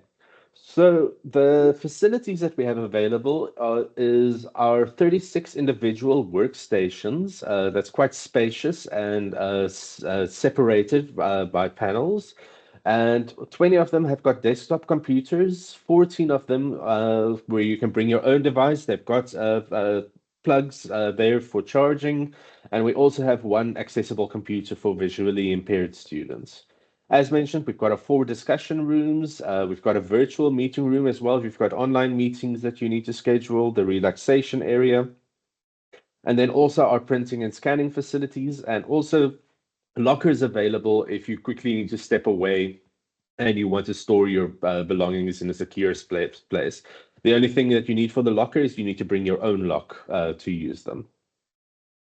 Our reference collection consists mostly of books that's focused on the research process and on academic writing skills, referencing techniques, data collection, uh, and so on. These books can only be used in the Research Commons, but they all will have a copy on the open shelf area. If you find a book that you would like to borrow, you can always check if it's available on the shelves. So the type of inquiries that we cover is mostly technical in the sense that we provide assistance with some basic general troubleshooting with computers, logging on, username, passwords, and so on. Some of our general inquiries, we are the go-to people for reference-related questions. So for EndNote, referencing styles, we can also provide guidance on Turnitin and also plagiarism in general. We can do some basic catalog and database searches for you, but any kind of advanced catalog search that you would want to do, we will refer you to your faculty librarian. But also room bookings, will show you how to do that. We'll give you card access if your card does not work. Most of our postgraduate students, for some other reason, do not have automatic access. So the first time you come around, just ring the intercom. Me or my colleague Letla will let you in, and we will activate your card for you once we've confirmed you are a master's or upwards student. Other support that we offer, we do offer training on how to technically edit your thesis. We can do some basic editing for you as well. But please don't come to us the day before you need to submit if you need to, if your document is not up to scratch at that point. Referencing techniques, as mentioned, some basic translation we can assist with, but also really only between Afrikaans and English. And then, yeah, subject information services are handled by our faculty librarian, as mentioned. So the webinars that we offer in the from our side, but not in the Research Commons, let me correct that, form part of our Smart Researcher series. And these are our EndNote for reference management and academic networking. EndNote Mondays, unfortunately, has been discontinued this year, but we can still always offer individual support. If you need any kind of individual support regarding EndNote, you're welcome to contact us. Useful tools and applications for research, tips on how to format your thesis, and how to conduct a literature review. Here at the bottom is also a link to the full training program that we have for the year that Peter showed you earlier. So yes, we've got a couple of useful links here that you can have a look at. I will specifically want to focus on the EndNote library guide, but I think I will just need to stop sharing and reshare my screen.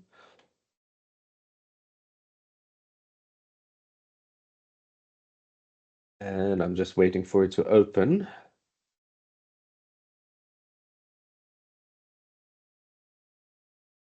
For some other reason, it's not now.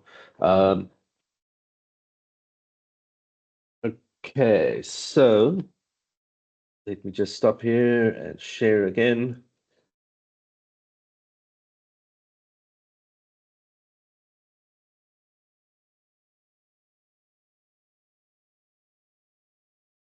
So as mentioned, as Peter probably referred to, our referencing guide here under quick links. And then here at the bottom is our EndNote library guide. So yes, if you want to get it set up and installed so long, yes, you can definitely come here with full instructions on how to do it on Windows and on Mac, and some other useful information as well. That we also have training, upcoming training next week. So let me go back to the home page just to show you. And on the training calendar, the EndNote one for reference management, you'll find here on the 19th, Wednesday, between 11 and 1. If you can't attend it, you can always still just register, and then you will get a link to the recording afterwards. Okay, so, and that's basically my side of the story. I'm going to hand over now to my colleague Sakile, um, who will then present on our open access policy and open access services. My apologies.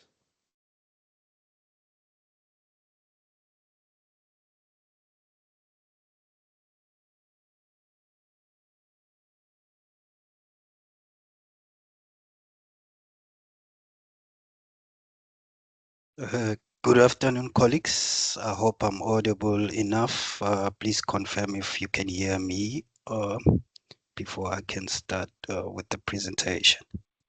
Yes, we can hear you and see your presentation. Thank you so much. All right. Good morning. It's not even morning yet anymore. Good afternoon, colleagues. My name is Sakile Mgomezulu, and I'm the manager for Open Access Scholarship. I'm just going to briefly allude to our open access services, initiatives, as well as platforms that we have in place as part of open access. So these are the key points that we're going to really focus on. On number one, we're going to perhaps it's important that we all understand what open access is, and also we look into the reasons why should one opt for open access. And then lastly, we're going to touch on libraries open access initiatives. That includes the platforms that we have in place for open access. And then the last thing that I'm going to talk about, it's transformational agreements, also known as Sunlink agreements. So, okay, let me just remove this. All right. So open access is a publishing model for scholarly communication that makes research information available to readers at no cost, as opposed to the traditional subscription model in which readers have access to scholarly information by paying subscription. So our colleagues are aware that publishers are profit-driven organizations, and they make or generate profit from setting up subscription fees for institutions or individuals who want to access whatever outputs that they have as part of their collection. So open access exists to make sure that even those who do not have means to pay subscription fees, they still have access to quality knowledge out there. So why should one decide or opt for open access? Number one, because it is free of charge and unrestricted, and it provides unrestricted access to research outputs. Another point that I can touch on is visibility. As an author, whenever you publish, one of the key things that you expect from your publication is that the society or the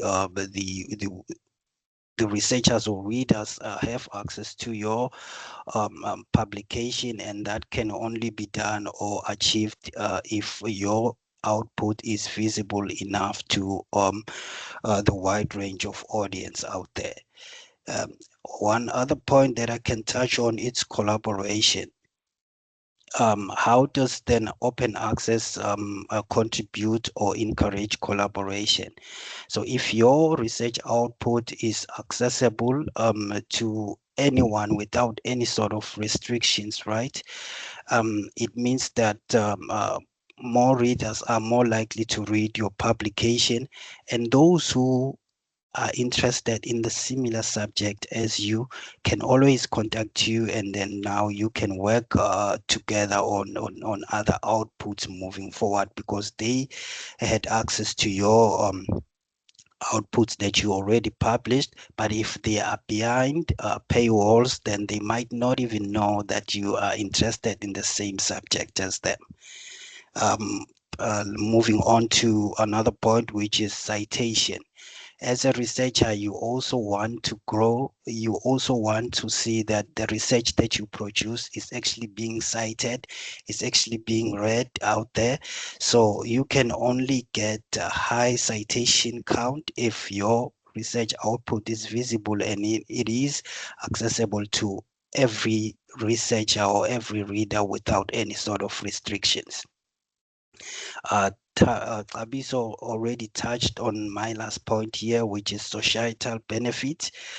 When you conduct research or you decide on any research topic, I would like to believe that it's because you've observed and you realize that there is an issue that needs solution within our societies.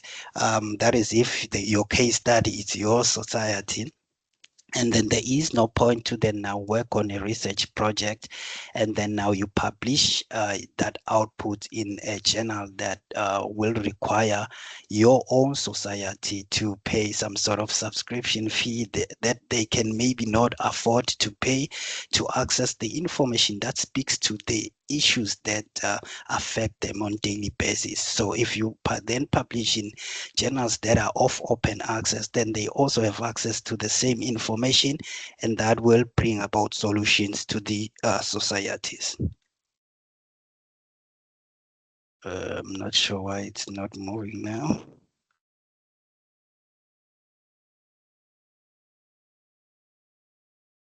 Oh, okay. All right. All right. Now we have different types or different models of open access. And I want to explain them to our researchers so that they can understand, because when you publish, you need to know that you're publishing in which model of open access and what is expected and what are the benefits of each model of open access that you want to go with when you publish your research output or article. Number one, we have a model that is called gold open access. So a gold open access is how I explain it is simple a journal that allows access to all its research titles or research output at no cost at all. So every article that is listed or that is part of that journal, it is accessible to the public, and they don't have to pay any subscription fee to access those research articles.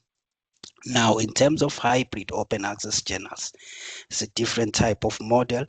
It's hybrid because it has both articles that you can access for free and some of the articles you cannot access for free. So some of the research titles or research articles are commercialized, and some of them are made available for free for everyone to access. So that's why it is called a hybrid journal or hybrid open access. And then we have delayed open access journals. This speaks to embargo. So for those who don't know what embargo is, this is basically a right that you have as a researcher to suppress or stop the institution from publishing your research output for a particular time. There are different reasons why one could end up applying or using the embargo or rule to suppress their publication from being published for that moment. One of the reasons it could be that you remember as a student, if you are doing, for example, a master's, then you are expected to publish one or two articles out of your thesis, right?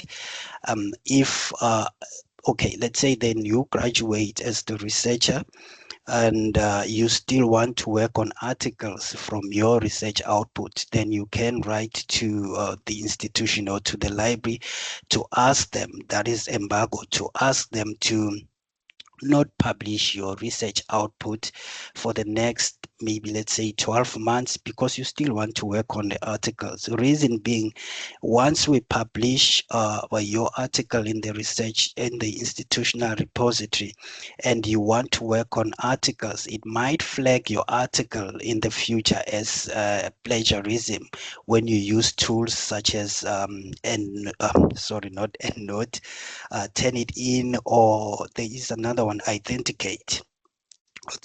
So when you use those tools, it might flag, it might give you a high percentage of plagiarism. And you know, when you want to publish, publishers sometimes they want to see a similarity report, and if it's higher, then they will reject your article because of that reason. And then we also have a model that is called green open access. This speaks to self-archival. So there are platforms that promote or that exist as part of green open access. One, just to mention a few, institutional repository, our Sun Scholar is part of green open access. If as an author you then decide to upload your research output that you published in a different publisher, but you want to upload it in your Google Scholar account, for example, to make sure that it is feasible enough and then people have access to it, that is also part of green open access. That's why I said it's self-archival. All right, just to move. Okay, it's moving smooth now. We also have another model of open access that is called a diamond open access. I want to explain that there is a slight difference between there's a slightly difference between diamond open access and gold open access, and I will explain where they differ. In terms of gold open access, remember I said every article in the journal is accessible for free, but that doesn't mean that as an author that published in that journal, you didn't pay APCs, article processing charges. So the author pays article processing charges, but then the output is then made freely accessible for everyone. But when it comes to diamond open access now, it's the same thing. Every article or output that is listed in the platform is accessible for everyone. But now with this one, the author is not required to pay APCs for their publication. So one great example for Diamond Open Access is a platform that it's basically a platform that we have in the institution called Sun Journals. This is a platform that we use to host journals, and most of reviewers, if not all of them, they are part of the institution. They are affiliated with the institution, so authors are more than welcome to visit the platform and look at different journals that we have in place there, and maybe you might find a journal that is really relevant to also your field of study, and you start writing and you publishing in that manner, because you're not required to pay for article processing charges, number one. Number two, your research output stand a chance to have a higher impact, because, or a better or improved impact, because it will be accessible, because this platform also is part of open access. All right.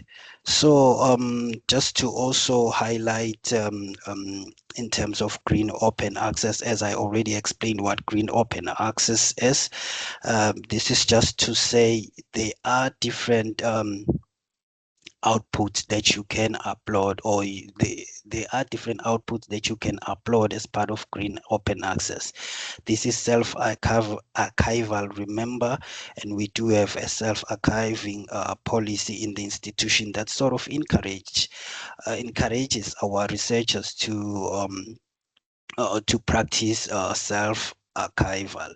So you can either upload yeah, you can either upload a post print of the article or paper on your Google Scholar, on our institutional repository. We do that, which means that's the accepted or the final manuscript of your research paper.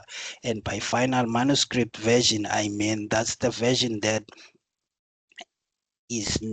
has not been published, but it looks more similar to the published version because it was the final version from the reviewers, with everything that they had asked you to correct has been corrected, and the product is really final. It's just that it is not the product that is also available on the publisher that you publish with logos of the publisher and all that. Or you can uh, do self-archival by uploading a version that is already out there or that is already published by a publisher. So the exact copy that you find from the publisher of your choice, you can take that copy as well. Obviously, you need to pay attention to the copyright policies and all that from their publisher. And if you do not understand in terms of if the publisher allows such I mean, if the publisher allow that you also practice self-archival, you are more than welcome to contact us. But when it comes to articles that we upload on the institutional repository, we always verify in terms of the copyright. We have tools such as your Shepa Romo and other tools where we sort of verify if that the policy allows us to re-upload your research output on our institutional repository. And as I've already explained, one other example or great example for green open access, it's our institutional repository, which is called SunScholar. This is a platform where we keep thesis and dissertations as well as research articles. We do actually have sessions where we explain in detail how to find output or research output or certain information that you are looking for from the institutional repository. I will also will share where you can find these kind of trainings so you can register and be able to attend. All right. And speaking of SunScholar, the platform that we have as part of Green Open Access, right, or institutional repository, I just wanted to show you the user interface for those who haven't seen it before, so you can get a clue of what it looks like. So it has different collections, or yes, different collections of electronic thesis and dissertations. There's also conference proceedings, there's book chapters. So there are different collections that we keep in our institutional repository. Remember, the aim is to promote open access. So whatever we upload on the institutional repository, we ensure that everyone has access to it. One other key point that I want to mention while we're still on this platform, you do not have to log in or provide any sort of credentials to access this platform. So even someone who is not part or not affiliated with the Stellenbosch University, who's from outside, they can still access this platform as long as they search and the keywords are mostly linked to your title or your topic. Then they'll be able to retrieve your research output that we upload on the institutional repository. I must also mention that it doesn't end. Okay, it's not the last stage where, okay, I want to explain that whatever we upload here, we have harvesters. Yes, I wanted to say that we have harvesters that sort of harvest from our institutional repository and disseminate your research output to the wide audience. So someone who's in a different continent, different country, a different institution can still have access your research output that we upload on the institutional repository, because the main aim again is to make sure that everyone has equitable access to knowledge. All right. We also have a platform for special collections, and it is called Sun Digital Collections. So this is a platform that we also have in place as part of open access. So it has also different collections, and that includes archives, history, images, music collections, South African literatures, and more collections that you can sort of find from this platform. You are also similar to our institutional repository, because we use the same tool. It's an open source tool, so it allows anyone and everyone to sort of have access to the collections that we upload here. I must also mention that the fact that we upload research outputs on the institutional repository Sun Scholar, and we upload special collections on the Sun Digital Collections, or this platform for special collections. It doesn't mean that the information that you find from these platforms you can just use without citing or acknowledging the authors. So the process is still the same. You still need to follow the correct research writing styles and reference and acknowledge the authors, and also where you need to pay attention to the copyright policies, please do, just to make sure that you use the information like you follow the correct procedures, or the correct or the ethical considerations of using the information that is available. All right. So I did mention that, okay, before I go to the training calendar and then the webinars, this is just to show you where you can access our services, I mean the open access publishing services, from the tab up there, research, and then if you check down there, there is a box in between those two boxes written publishing support and open access, so you can access the different platforms that we have that are part of open access in the institution, as well as services that we have as part of open access, right? I wanted to also allude to the fact that we do have a training calendar in the library where we market different training sessions that we have on open access publishing, predatory publishers, Creative Commons license, selecting the right or correct journal for you to publish, as well as transformational agreements. So please do pay attention to the calendar, and always register whenever you see any of our trainings that you think might really benefit you. All right. And then we also have what we call, last year we introduced what we call hashtag Be Open Access Smart webinars. So these are basically webinars where we invite prestigious speakers, or should I say well knowledgeable speakers in the concept of open access, to sort of present different concepts and best practices of open access to our researchers, to make sure that everyone understands the concept, and everyone is taking advantage of the benefits of open access. So also please pay attention to our library webpage, and make sure that whenever you see any of these webinars, you do or register, and we will also, if you can attend at that time, we will also share the presentations with you, just to also broaden your knowledge in terms of open access. And lastly, we do have a library guide. All right, before the library guide, let me just start by saying we have what we call transformational agreements, also known as SANLIC agreements. So SANLIC stands for South African National Library and Information Consortium. So that's basically a consortium that goes out there and negotiate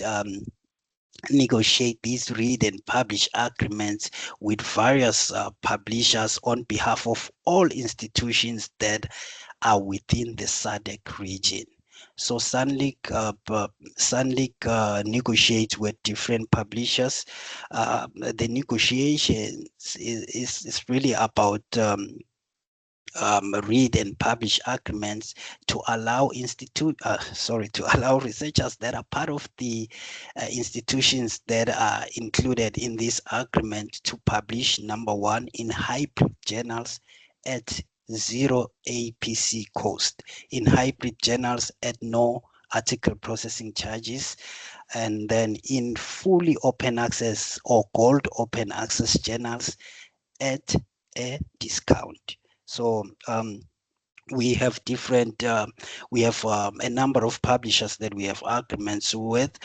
You can see the list here, and this is the LIB guide. I'm not sure if I should just click on it so I can just see if it opens. Okay, it will open. All right, yeah, this is basically the LIB guide that I'm talking about. So it has specifications of each agreement that we have with the different publishers that we are listed here, and it also okay, just to give you a practical example, I just clicked on American Chemical Society, which is one publisher that we have agreement with. Each publisher has a title list, and the title list entails of all different journals that are included in the agreement. So each of these publishers here, they have a title list, and in that title list you will find every journal that is part of the agreement. So before you then publish and you decide on the journal, especially if you don't have means to sort of pay for article processing charges, you want a good journal, but you want a journal that is not going to require you to pay article processing charges, you can always visit this LIB guide and make sure that you select the right journal. But if that's challenging, always remember you can contact us. We are always able to advise you in terms of which journal to choose. There are also other features that you can use to find the journals, such as the journal finder. I think almost every publisher has that feature. It's called a journal finder. We do touch on that on different trainings that we provide as part of open access. I think that's it from me, not unless there are any questions. Thank you. All right, thank you very much, Sakile. Are there any questions overall about the session? Anything anybody wants to ask us? Remember, you're welcome to unmute yourself as well.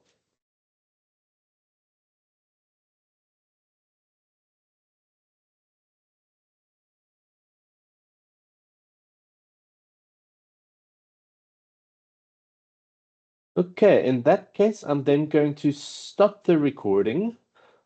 Thank you very much, everybody, for attending today. I hope you found it valuable. It's a lot of information.